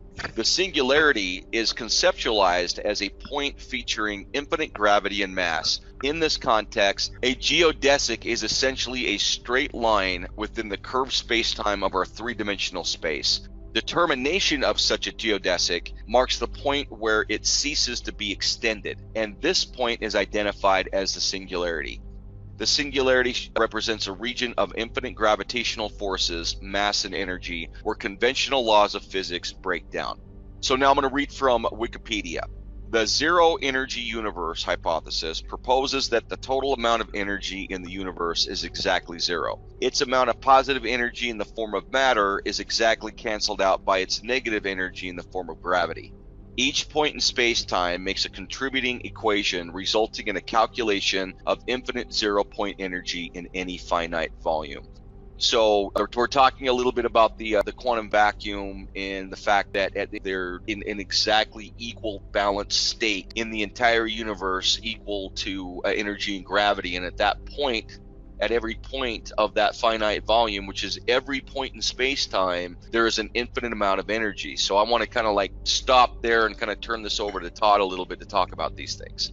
Yes, so that idea of an infinite amount of energy at every point of the underlying quantum vacuum comes from quantum physics, and the mathematics indicate that underlying every point of three-dimensional space, this seething vacuum of energy where these virtual particle-antiparticle pairs emerge from nothing and then immediately recombine and annihilate each other and explode, and that explosion creates this seething cauldron of energy, which is called the quantum vacuum. But there's different types of energy, like electrons are negative and protons are positive. So all the different types, they cancel each other out. Now, whether it comes to exactly zero is a point of contention, but it's almost exactly zero. For example, according to string theory, they cancel out to almost exactly zero, but this infinitesimal small amount of positive energy is left over. But at any rate, I think the fundamental philosophical point is that our entire cosmos is undergirded by this radically powerful vacuum where every conceivable particle and its opposite emerge from a virtual state and then recombine and annihilate, creating the energy that fuels the universe. So it's a really interesting concept that we're all just living on top of this ocean of seething energy. Yeah, I absolutely love that. And so part of the definition as well that they talk about is protons are the most common particle in the universe as far as what creates mass, right? So like you and me, planets, stars, especially that which was measurable. And that the protons themselves are a result of these virtual particles canceling each other out. And so even that which makes us up, that we call the physical universe, is literally here and represented because of these virtual pairs, these particle pairs, these negative and positive particle pairs that don't quite make it to existence, cancel each other out, and that which is left, was explained by Todd as being slightly positive, you could say, is the actual protons, you could almost say, plus, the rest of the particles that make up our physical universe. So you are literally a result of an infinite amount of energy that is at the quantum level of every point in space-time in the quantum vacuum, where virtual particles are canceling each other out. So you can see it, that it's opposition that actually is what allows protons to exist. So protons don't exist outside of that quantum foam canceling each other out. So it's hard to imagine that a little bit, but that's quite literally what we are in the physical world. Is we're not really even material, even though we can measure things to a certain point and we can collide particles in a hadron collider. The reality is, at its fundamental baseline existence, protons, again, which is the most common particle in the universe, in the physical universe anyways, that what we're familiar with, those literally are a result of canceling opposite forces. And as it's already been mentioned by Todd earlier, and concepts within the Fool can get a little airy, guys, and the card that's connected to air, so that's not surprising. But the idea of the Kabbalistic zero, when you take it past that physical foundation and start looking at it from a psychological foundation or spiritual foundation, draws you into the perspective of the idea of consciousness and the idea of matter being co-equal opposites to each other.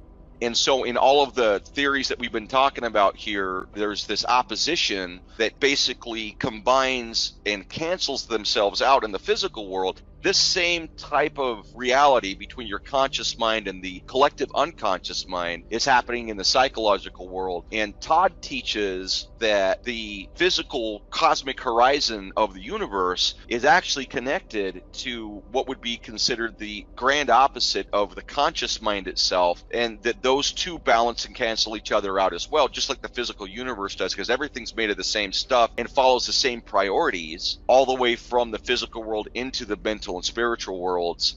I don't know if there's anything else you want to add about that, Todd.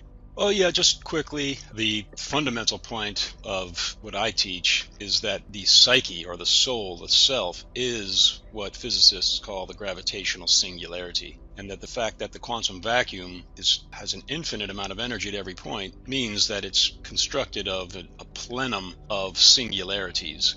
And you mentioned the horizon of the cosmos and the central singularity. Well, that vacuum energy that's created by the virtual particle-antiparticle pairs emerging and destroying each other, that causes the expansion of the fabric of space-time, which accelerates until it hits the speed of light at the horizon of the cosmos, where the past, present, and future are conserved. They radiate in from there on strings of energy to create the holographic movie of our three-dimensional world.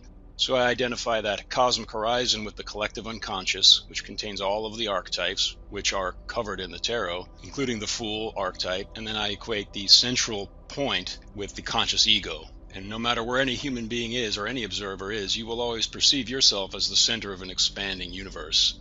So if we're going to talk about singularities in the quantum vacuum, that's just the essence of the philosophy that I'm trying to teach. And this Fool card is representing the singularity, so it's representing the self. So that's the access point, everyone. If I could tie this together for you now without getting too far into things that may be a little difficult to pick up on, I suggest you go take Todd's class. That was him taking 3 minutes to condense what he has in about a 20-hour class. So very much worth getting into that. But the point is, the singularity itself, the 0 point energy, that infinite amount of energy created by that seething cancellation of opposites in the physical world, also has a correlate in the spiritual and the psychological world. And the conscious self, or the point of highest attention, is that point of the singularity within our consciousness, as Jung has stated it. This is something you'll learn in Todd's work as well. Jung equated the psyche, highest intensity in the smallest of space. Yeah. And the singularity is the ultimate contraction. It is where the geodesics of space-time terminate. It's the point where things become infinite. In fact, the laws of physics at the point of the singularity break down. And so that is the point of infinite energy that we all talk about having access to. It's the point of that infinite energy that's the energy of the Fool. That divine fertility of existence is the point of the singularity. It is an infinite amount of energy. It's at every point in space-time. It's generated by the cancellation of opposites. The same things happening in the psychological world, okay? The same things happening in the spiritual world. And that very point of the singularity itself is your most conscious self. This kind of plays into the next card that we'll be talking about, which is the Theurgist. So we don't want to get too far before we get to the Theurgist. But I wanted to kind of bring this back into a Kabbalistic view for a moment, because we're here speaking about that specifically in the Kabbalistic zero. But we wanted to show how the advances in science are also following the same point of the 0 point energy that's infinite, which is the energy of the Fool. And so in learned Kabbalah, the Ein Sof, or Ein Sof, represents the infinite, formless, and boundless divine essence that precedes creation. So it would be just as the singularity in our universe. So you'll learn in Todd's class and most general accepted string theorist perspectives that we're inside of an inside-out black hole. That's what this universe is. It's a black hole that's expanding as opposed to one that's contracting. And again, that's pretty well accepted by a large portion of our Academy of Sciences. And so in learned Kabbalah, the Ein Sof represents the infinite, formless, and boundless divine essence that precedes creation. Luria introduced the concept of tisium, which means contraction or constriction. According to Luria, in order for the infinite world to emerge, the infinite had to contract itself to create a space for the universe of the finite. This contraction is tisium. So that's the Lernic, Kabbalistic perspective developed 200-300 years before discussions about singularities were even happening in the sciences. This is something that was first discovered by Einstein, although he wasn't very comfortable with it even all up until his death, that these singularities exist. And then very recently, Roger Penrose came up with a very elegant theory that pretty much shows that they for sure exist. There's still a little controversy as to whether they're there or not. But my point is, in learning Kabbalah, through prophetic means, through divinatory means, he was able to take the basics of Platonism, okay, and if you're in our school, we're a Platonic school. We don't need to get into that right now. We'll be talking more about that as we continue through these archetypes, through the greater arcana. But the point is, Kabbalah is really Platonic Hebrew practice. And Luria here says that God contracted himself. He's the ultimate contraction, and that's exactly what they say a singularity is. It's a point where space-time terminates. It's the ultimate contraction. Okay, it's an infinite contraction is what a singularity is, to an infinitesimal point, and it's present at every point in space-time. So the entire singularity still exists at every point in space-time. At the level of the quantum vacuum, there's an infinite amount of energy. So you are within the singularity, and you are the singularity. And your most conscious self is the extreme point of the singularity, where the cosmic horizon and all of the collective unconscious would be the other point. Not that we got to get into any of that right now. But my point is, here we're talking about what the Ein is, that zero, that Kabbalistic zero, and it is the contraction that God in Kabbalah had done. The ultimate contraction would be the singularity itself. And here's Luria seeing this prophetically, seeing the same principle that was then discovered in mathematics later from a point of divination, from a divinatory perspective. And if you get into the central doctrine of our mystery school, again, you may be here for both the mystery school and for becoming a diviner. Maybe you're just here for becoming a diviner. We talk about prophecy and we talk about divinatory powers. And again, you're learning to be a diviner right now. And it's pretty incredible how accurate this is to the point of what the singularity would be based off of what Luria had to say. This is like in the 1500s. This is well before the concept of a singularity was discovered in our sciences, but it also equates back to Todd's ideas that the totality state of the universe, which I like to call the greater inflating space-time geometric unity, which is what it's basically called by Leonard Susskind, that one totality, that one geometry that the entire megaverse is proportionate to, which is just one thing, is all the singularities within every black hole, within the singularity within our universe that's expanding. All the singularities in the entire megaverse are the same singularity, which is the greater inflating space-time. Or its geometry is just one greater inflating space-time geometric unity, and that we're all within that structure, and its contraction, which is generating our universe and expanding our universe, is a contraction that feels like an expansion because it's pushing in our universe, but it's really the ultimate contraction, which is something that Luria picked up on, and that's what they call the Ein. So they believe the Ein in Kabbalah is God, and it is equal to zero. And one of the advantages the Kabbalistic practitioners had over, let's say, the earlier Platonists is the use of the number zero, as opposed to 1 and 2, which was kind of how they would do things. But in that, zero is this vacuum, right? This contraction that happens, that creates the finite universe as we would expect to see it. And then we have the concepts of the Ein. So what is the Ein? Well, it's nothing. It's zero. So if you look down below, it says negative existence. Okay, so it's not negative in that there's a negativity to it. It's just, you could almost say non-existence to a degree. So the Ein is equals to zero, but as we know, at that point, there's an infinite amount of energy, right? So what can we say about nothingness? What we can say about it is that it's limitless. Okay, that's the one property we can say it has, is that there must be a limitlessness to it. And so they came up with Ein Sof.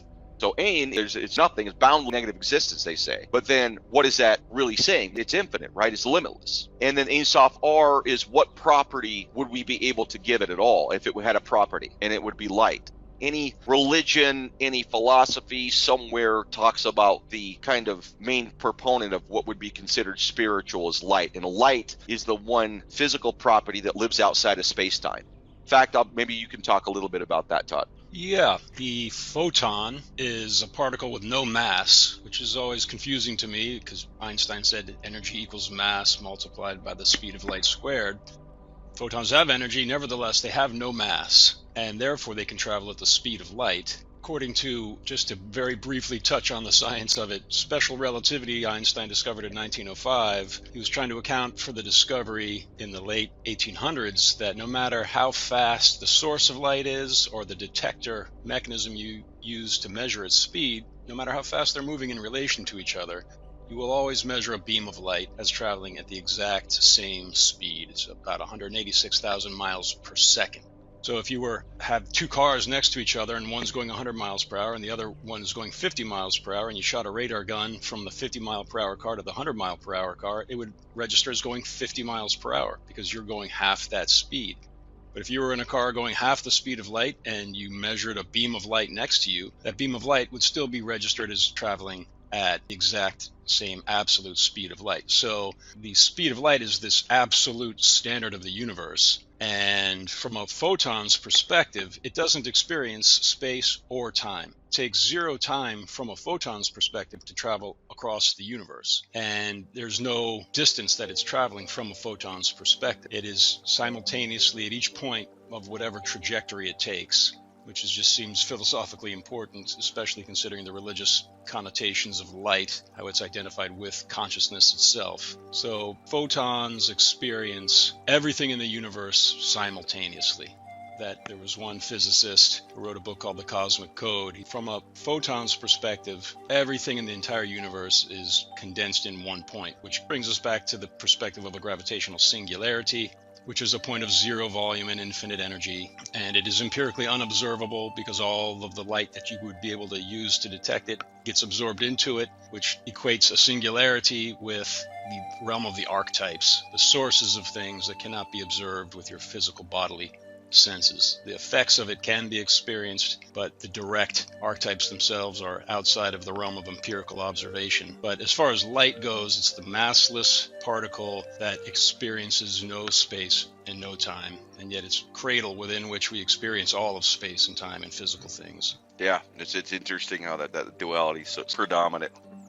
So now we want to get into the connotation of Om. I'm going to let Todd speak a lot on this. I'm going to read what we have here, just some of the definitions that you're going to find on Om. And then this is something I think that's pretty close to Todd's heart. He's got a lot of study into, as well as years and years and years of practice into the Gaudiya Vaishnava Vedanta tradition. Hopefully I didn't slaughter that saying that. The Gaudiya Vaishnava Vedanta tradition. And so this is something I think that's close to him. And I'm going to just explain that the Fool and Om are of a similar perspective energy, like the Tao and like the Unus Mundus, but we want to kind of give this its own space. So I'm going to go ahead and read this. Representation of the ultimate reality, or Brahman. In Hinduism, Om is often considered the primordial sound that represents the ultimate reality or cosmic consciousness known as Brahman. It encapsulates the essence of the entire universe, encompassing all aspects of existence, past, present, and future. Triad of deities in Hinduism. Om is sometimes associated with the Hindu trinity of gods, Brahma, Vishnu, and Shiva. Each syllable of Om corresponds to one of these deities, symbolizing the cosmic functions of creation, Brahma, preservation, Vishnu, and destruction, Shiva. 4 states of consciousness. The sound Om is said to represent the 4 main states of consciousness in Hindu philosophy: waking, dreaming, deep sleep, and the transcendent state beyond ordinary consciousness, the silent pause after chanting Om. Path to enlightenment in Buddhism. In Buddhism, especially in Tibetan Buddhism, Om is associated with the enlightened body, speech, and the mind of the Buddha. It is often chanted as part of meditation practice to invoke a sense of mindfulness and connect with the enlightened qualities. Universal sound and vibration. Across various traditions, Om is considered a universal sound, representing the primal vibration of the cosmos. Chanting or meditation on Om is believed to align one's individual consciousness with the cosmic vibration, fostering a sense of unity and connection. Symbol of unity. Om is also a symbol of unity, encompassing the diversity of creation within a single harmonious sound. It signifies the interconnectedness of all things and the underlying oneness of the universe. The vibration and chanting. Om is considered the primordial sound, the essence of the ultimate reality, and the source of all creation.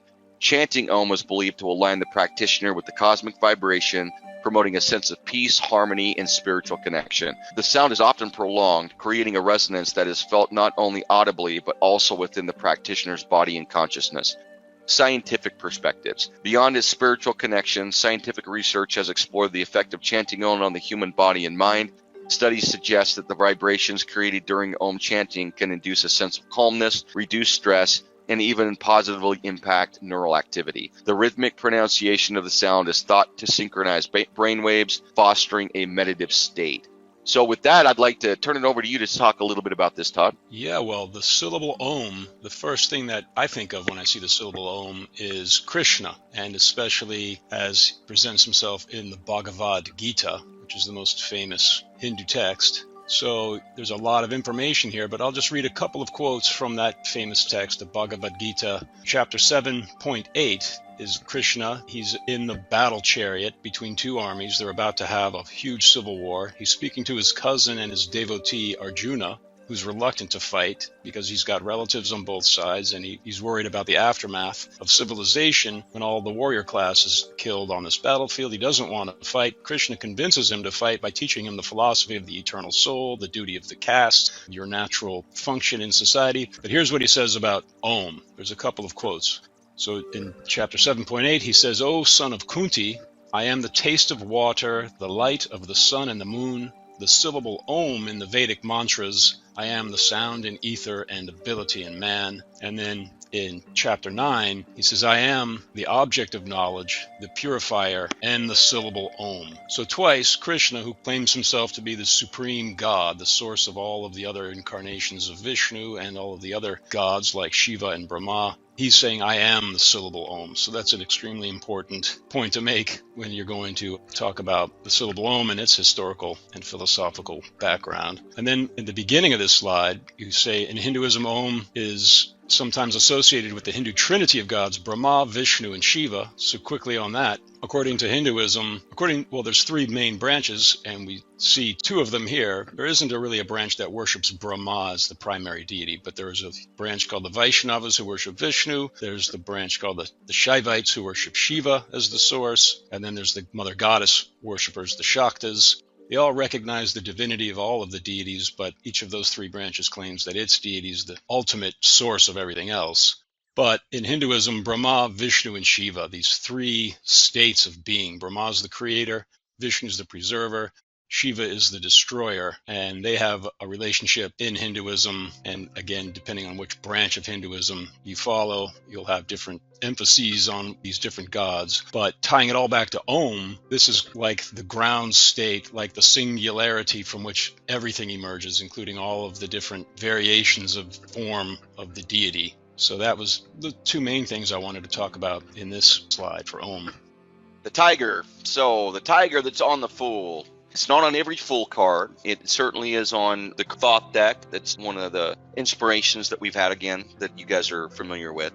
And the tiger is an important symbol in the Fool. In almost every version of the Fool, you'll see the tiger is very aggressive, either biting or attacking the Fool. And the Fool is mesmerized by creation. The Fool doesn't exist in space-time. The tiger does. And it's the aggressive nature at times of the physical universe that can kind of present itself as the tiger. It could be challenges in our lives. It could be the last part of our life, struggling with the forthcoming death that's coming. And the Fool, that infinite energy, that ultimate renewal of that fertile infinite space, or space to a degree because it is air, but more of that infinite singularity energy, right? Is so powerful, orgastic even to a point, that the Fool ignores the tiger, even though the tiger, again, is either attacking or biting the Fool directly. So let's talk about the tiger symbolism. So the Fool in general symbolizes new beginnings, spontaneity, and taking a leap of faith. The presence of the tiger is the inevitable reality that the journey ahead will be fraught with challenges, dangers, and the potential for pain. The fool is beyond these challenges, and in his pure ecstasy of experience, even shrugs them off as they occur. The fearlessness confronting the tiger is a symbol of absolute strength and courage beyond consequence. The tiger in the Fool card is a potent symbol, and its interpretation can be multifaceted. So let's go through a few of these. Primal energy and instincts. The tiger is a powerful and untamed creature representing primal energy and instincts. It embodies the raw, unbridled forces that exist in the natural world.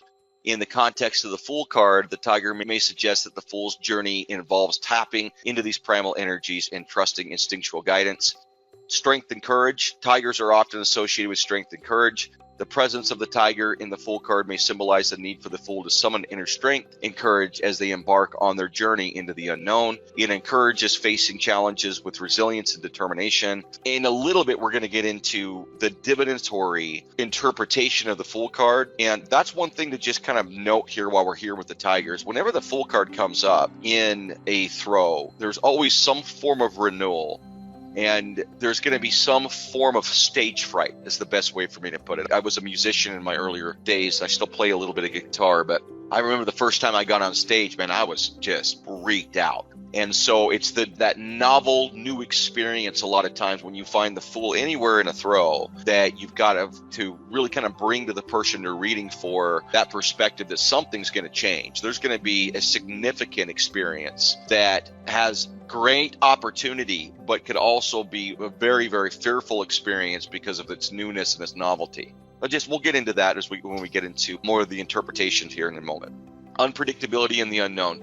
Tigers are unpredictable and elusive, and in the Fool card, the tiger may represent the unpredictable nature of the journey.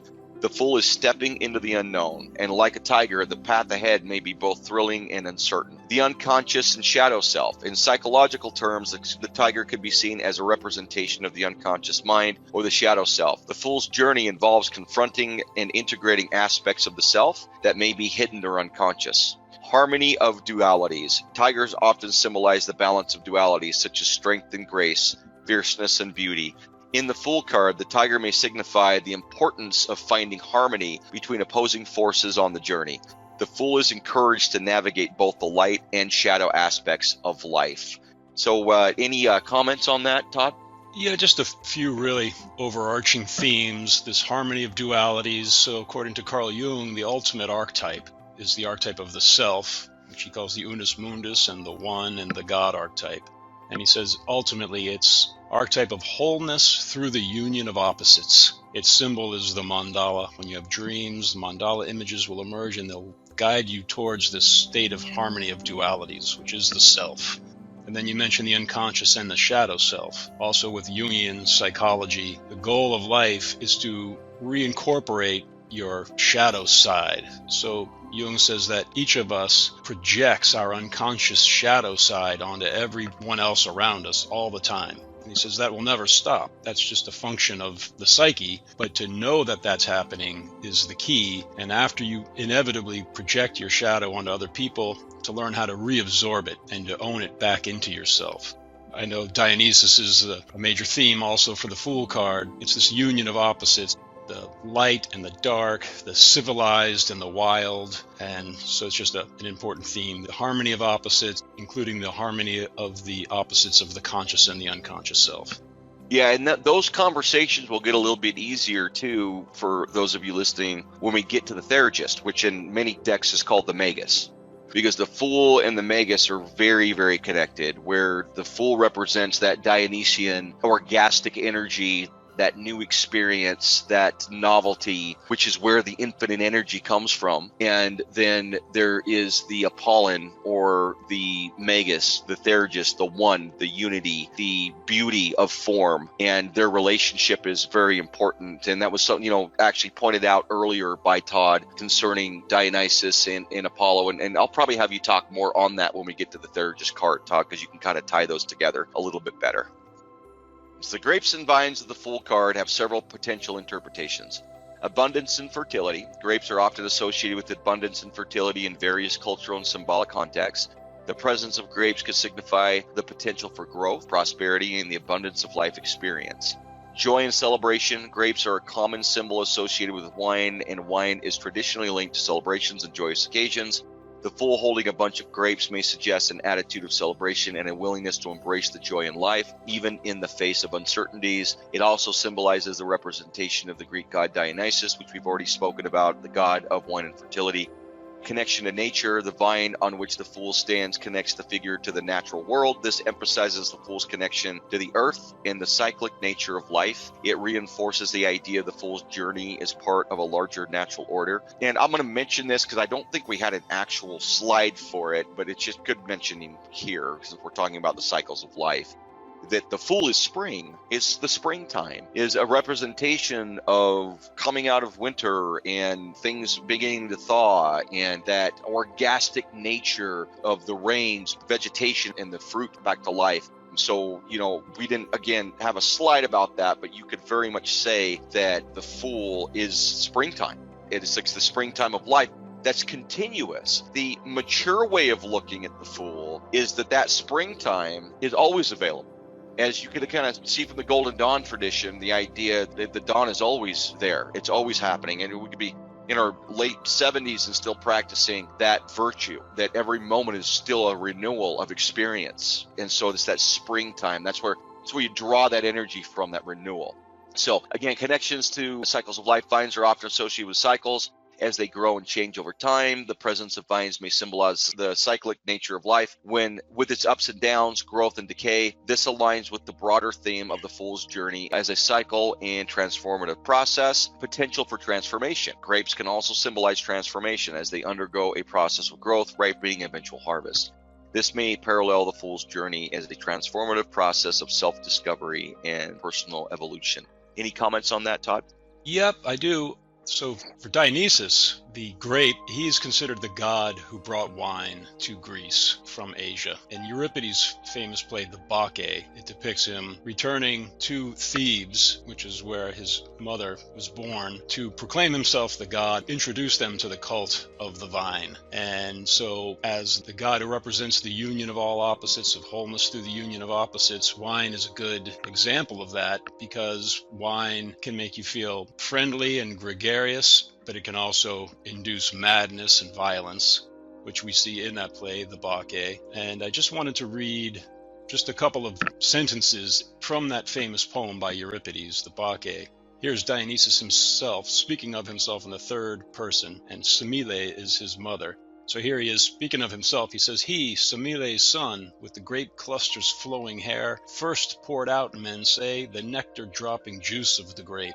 So he's the source of wine. And then here is another one line from the chorus, Bacchae. The Bacchantes are the servants of Dionysus, the wild women who are also harmonious and civilized. It's this union of opposites. They say, "The grape that brings forgetfulness of sorrow sleeps in the ivy-cinctured bowl, the sweetly sleeping, sweetly smiling wine." And then finally the chorus says, "Who is there who after his day's toil driveth away bitter sleep without the aid of wine? Wine, the child of Semele, putteth to flight all the cares of men." So that's just something I thought of when I saw this pool card. I like that. Thank you for that, Todd. Let's go ahead and move on to our next slide here. The butterflies. One of my favorite ones because of what the butterfly really means. And I'm going to kind of read this obviously as well, but I want to kind of talk about this and why the butterfly is so important to the Fool card in the way you think about Fool card itself. So the butterfly is a result of a cocooned caterpillar that has transformed already. And so you'd think that maybe the Fool would be more the caterpillar, this early burst energy of the universe, as Lurie would call it, God, the beginning of the universe itself would be cocooning somehow into the physical world, whatever you'd like to look at from that perspective, whatever other perspective you'd like to see. The butterfly is a result. It's not the cocoon. It's not the caterpillar. It's that which we seek. And it is that which we seek, which is the joy in life.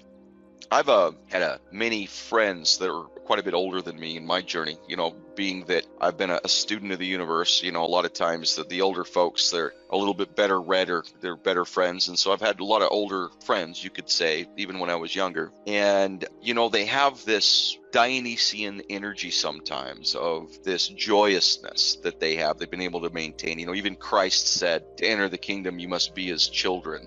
And it's interesting that Dionysus is associated with toys as well, and that Christ had that to say about that energy. And it's like, that's the beginning of life, this butterfly-like energy where we're fluttering around, all of these new experiences always happening, always looking forward to that butterfly moment where the things that we're trying to develop or we're discovering have their orgastic, you could even say, moments, whether that be, playing make-believe as a child, or the first time you have sex, for example, would be very much that Dionysian experience, that explosion. It's like the butterfly flying out of the cocoon, right?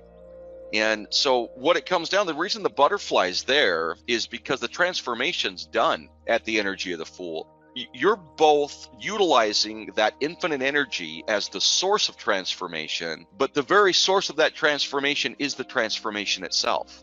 The Fool is a result, not just this springtime beginnings, you could say. So yes, it's the beginning of a journey. Yes, it's the beginning of things, but in that, it's also the end of things. It's also the transformation itself that you're seeking. It's that joy that you hope is still deep within your heart as you're having a glass of wine with your wife and have been married and had kids for however many years, and now you're 78 years old and you're still feeling very, very full of every moment, right? That's that Dionysian ecstasy that you've learned to cultivate and to continue to allow into your life. It's that result that you're looking for. That's what the butterfly is, that transformation towards those ends.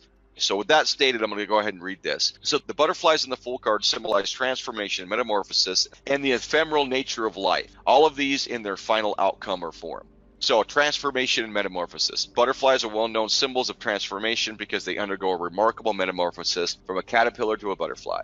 In the context of the Fool card, the butterfly suggests the journey of the Fool involves profound personal transformation and growth. The Fool is not static, but is in a state of constant change and evolution. Ephemeral nature of experiences. Butterflies have a relatively short lifespan, and their presence in the Fool card can be a reminder of the transient and fleeting nature of life and experiences. The Fool is encouraged to embrace the present moment, recognize that life is a series of changes, and that each experience is valuable in its own right. Symbol of joy and lightness. Butterflies are often associated with lightness, joy, and playfulness. In the context of the Fool card, they may signify the Fool's carefree and spontaneous approach to life. The Fool is not burdened by the past or overly concerned with the future, but is focused on the present and the joy of the journey. Again, that is that transformed butterfly. Spiritual transformation. In some spiritual traditions, butterflies are seen as symbols of spiritual awakening and enlightenment. The presence of butterflies in the Fool card may suggest that the Fool's journey is not just a physical or material one, but also a spiritual journey of self-discovery and enlightenment. Anything to add there, Todd? Nothing profound, but one thing that the image that keeps popping up in my mind is from the caterpillar to the butterfly. It's this union of opposites, from an earthworm to an angelic being with these beautiful wings. It's just this extreme union of opposites.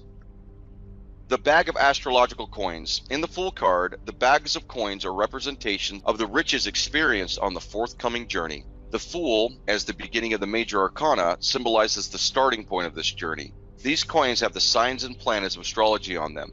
The Fool already holds the potential for all astrological forces or energies as they unfold, or are revealed into his awareness as through his journeys. The riches of life change from material to spiritual through working with the vast agency of spiritual communion with the forces of nature, be this gods, goddesses, astrological forces, or through divination. One who puts their riches in spiritual things and away from material draws closer to this as they become more wise with time. So the Fool in the tarot, everyone, is the first card, and it is said that every card of the tarot is a part of the Fool, and the psychological aspect of the Fool, the Unus Mundus, which was equated with the mandala archetype, or the archetype of the self, which was also the God archetype, which has all archetypes within it. And so that is that connotation from that 0 point of the Fool itself, which is really a combination of opposites, as Crowley would put it. It's +1, -1. As we talked about on the Kabbalistic zero slide, it's the virtual particles that are not quite coming into existence but canceling each other out. It's the central archetype of the Unus Mundus itself, being the self-God archetype, being the mandala archetype, that I would like to have Todd explain a little bit better, where talking about the Fool really having all of the rest of the tarot within it. You could say all of the greater arcana is really found within the Fool to some degree, and it discovers this as it moves on its journey. But could you expound on that a little bit for us, Todd? Yeah, I can. The Unus Mundus, this is Latin for one world. That was the phrase that Carl Jung chose for this ultimate archetype, God archetype, or the self. The archetype of wholeness through the union of opposites. It's the source and the goal of everything. And you mentioned the mandala again. With the bag of astrological coins, for astrology, there's the horoscope, which is a mandala.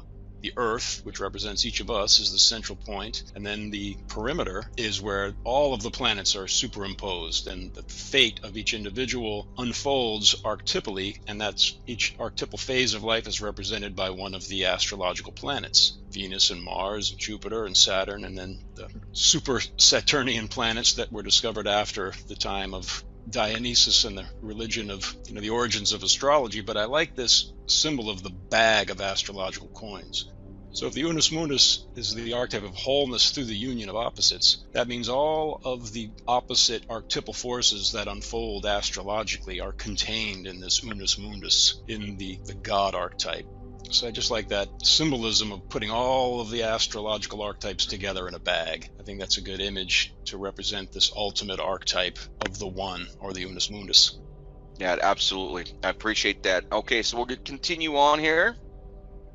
So, what does the Fool mean in tarot divination readings? Now, as diviners, okay, and this being the Fool may be one of the first classes that you've taken as we're journeying through the archetypes. As a diviner, the more you understand the symbolism of the card and what we've been teaching you in this course, the more you're going to be able to open up to that prehension, that ability to actually take abstraction as it is given to you as a diviner, and to be able to have a discussion with your client about the meaning of that card and how it relates to the person you're speaking to. So just learning through the process as you go with these archetypes and knowing the symbolism and understanding it personally, it will give you insights like you wouldn't believe when you are sitting with someone during a divination session. Now I want to just talk about more specifically what the divinatory perspectives would be if this card was found in a throw. Okay,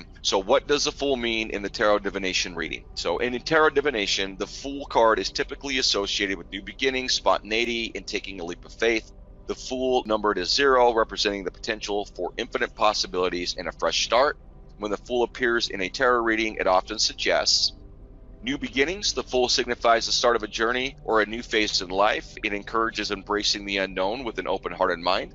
Spontaneity. This card may suggest being open to unexpected opportunities and taking risks. It encourages you to follow your instincts and trust the process. Adventure. The Fool is often depicted as a carefree traveler, ready for adventure. It reminds you to approach life with a sense of curiosity and a willingness to explore. Trust in the universe. The Fool encourages trust in the divine of the universe. It suggests that sometimes you need to let go of control and have faith that things will unfold as they should. Innocence and freedom. The Fool is associated with innocence and a lack of preconceived notions. It encourages a childlike openness to experience and a willingness to learn without judgment. Taking risks. The Fool may symbolize the need to take calculated risks or step out of your comfort zone. It advises not to be overly cautious and to be open to new possibilities. So this is a very clean list for you to kind of memorize mostly about the Fool when you're talking to someone in a tarot throw, depending on where it's positioned. Again, we've got other training on exactly how to do that, and we do a lot of this stuff live. So you get a lot of opportunity to actually read for other people, and you might have the Fool come up. But this is really what you need to know in a reading. But knowing the actual architecture of the Fool, the archetype of the Fool, the symbolism of the Fool, and the history of everything we've been teaching you will greatly increase your ability to have a more divine experience and be able to read more into the situation that you're dealing with when you're working with a potential client, So let's go on to exploring the enigma. So these are comments by occultists about the Fool. We're doing an expose on one particular individual in this one, which is Aleister Crowley. We'll get to that in just a moment. Every one of our greater arcanas, we like to give some comments by famous occultists, ones that you may even recognize, like, for example, Arthur Edward Waite was the one that created the most common tarot deck that's out there, the Rider-Waite Tarot. And so every time we do this, we'll give some kind of ending statements from other folks that had things to say about the Fool. So we're going to go ahead and just read through this. So exploring the enigma, unveiling the wisdom of the Fool card in tarot through the insights of occult visionaries. The Fool card, in particular, holds different meanings for different individuals and within various occult traditions. Here are a few quotes from famous occult writers that touch upon the Fool card in the tarot. So Aleister Crowley, the Fool is the spirit in search of experience. He represents the mystical traveler. Arthur Edward Waite, the Fool is the protagonist of the drama represented in the tarot, which tarot is, in respect of its design, a picture of the universe, and also in respect of its divinatory and occult significance, an answer to the problem of the Fool. Paul Foster Case, the Fool represents the divine spark within us, that part of us that is always seeking to learn and grow. It is the eternal student on the path of life. Rachel Pollack, the Fool is the card of infinite possibilities. The path of the Fool is the journey into the unknown, where anything can happen. Dion Fortune, the Fool is a card of beginnings and endings, of the journey of the soul through the cycles of birth and rebirth. Pamela Coleman Smith, who was the artist of the Rider-Waite Tarot deck, the Fool is the spirit of adventure, the willingness to take risks and embrace the unknown. It is the energy of spontaneity and trust in the journey. Lou Milo Duquette, the Fool is the divine spark within us, daring us to take risks and trust in the universe. In his journey, we find our own. Mary K. Greer, the Fool is the sacred Fool who opens us to our own foolishness, pointing the way to a higher kind of wisdom. Manny P. Hall, the Fool is the archetype of the eternal child, forever curious and open to the wonders of existence, dancing along the edge of eternity. Robert Wang, the Fool is the embodiment of pure potential, standing at the precipice of life's journey, ready to embrace the unknown with childlike wonder. Caitlin Matthews, in the Fool, we encounter the sacred madness that propels us into the realms of inspiration, creativity, and divine folly. Ralph Metzner, the Fool is the archetype of the eternal beginner, continuously setting out on new adventures and quests, forever evolving and expanding. Jodorowsky and Marianne Costa, The Way of the Tarot. The Fool is a card of spontaneity, a card to leap into the unknown with trust and abandon preconceived notions. It is the card of pure unconditional potential. Thoth Tarot Interpretation. The Fool is the spirit untamed, the seeker of truth and wisdom, unencumbered by fear or doubt. It is a card that invites us to take the first step on the path of self-discovery. And then here we do an expose on what Crowley had to say about it. Again, I think on many of the other ones we'll do Paul Foster Case on some, Arthur Edward Waite, but on this one in particular we chose Crowley. So, the Liberated Spirit. Aleister Crowley's insights on the Fool card in the Thoth Tarot. Aleister Crowley, a highly influential occultist and ceremonial magician, had a deep and intricate understanding of the tarot, and he incorporated his insights into his own tarot deck known as the Thoth Tarot. Regarding the Fool card in the Thoth Tarot, here are some perspectives from Aleister Crowley. The Fool represents the beginning of things, the start of a new cycle and infinite possibilities. It is the unmanifest potential of energy, the divine spark ready to burst forth into creation. The Fool is a liberated spirit free from the constraints of conventional thinking and societal norms. It is a card of divine madness, the wisdom found in embracing the unpredictable. The Fool is the divine child, the inner voice that speaks without inhibition. It is the card of spontaneous action and the courage to follow one's instincts. The Fool carries the symbolism of the jester, dancing on the edge of reality, unburdened by the concerns of the world. It is the card that reminds us of the importance of playfulness in our spiritual journey. The Fool is the paradoxical point of intersection between the infinite and the finite, the zero from which all things emerge. It is the card that challenges us to see the illusion of duality. These quotes reflect Crowley's esoteric and philosophical approach to the Fool card, emphasizing themes of initiation, liberation, and the transcendence of limitations. It's important to note that Crowley's interpretation can be complex and may require a deeper understanding of his occult philosophy and the symbolism present in the Thoth Tarot deck.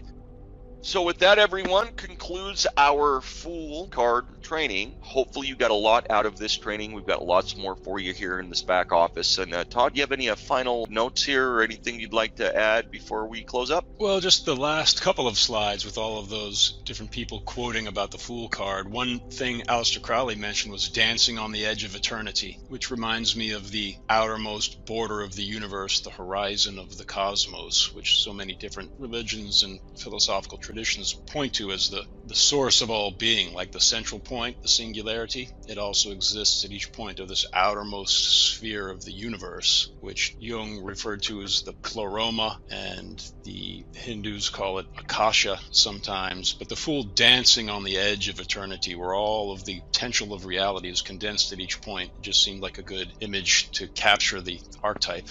Absolutely. And with that, everyone, I would like to suggest that you take the time to check out Todd's course, psycheandsingularity.com. You're going to hear him a lot here with us, but that course is absolutely worth taking. It also helps frame in the metaphysics of our school a lot more clearly, because we follow the framework of the psychic singularity model that's been put out by Todd. And so that's one of the reasons I'm so grateful and lucky to have him here on these trainings with you guys. So thank you, Todd. Thank you, students. Looking forward to working with you further.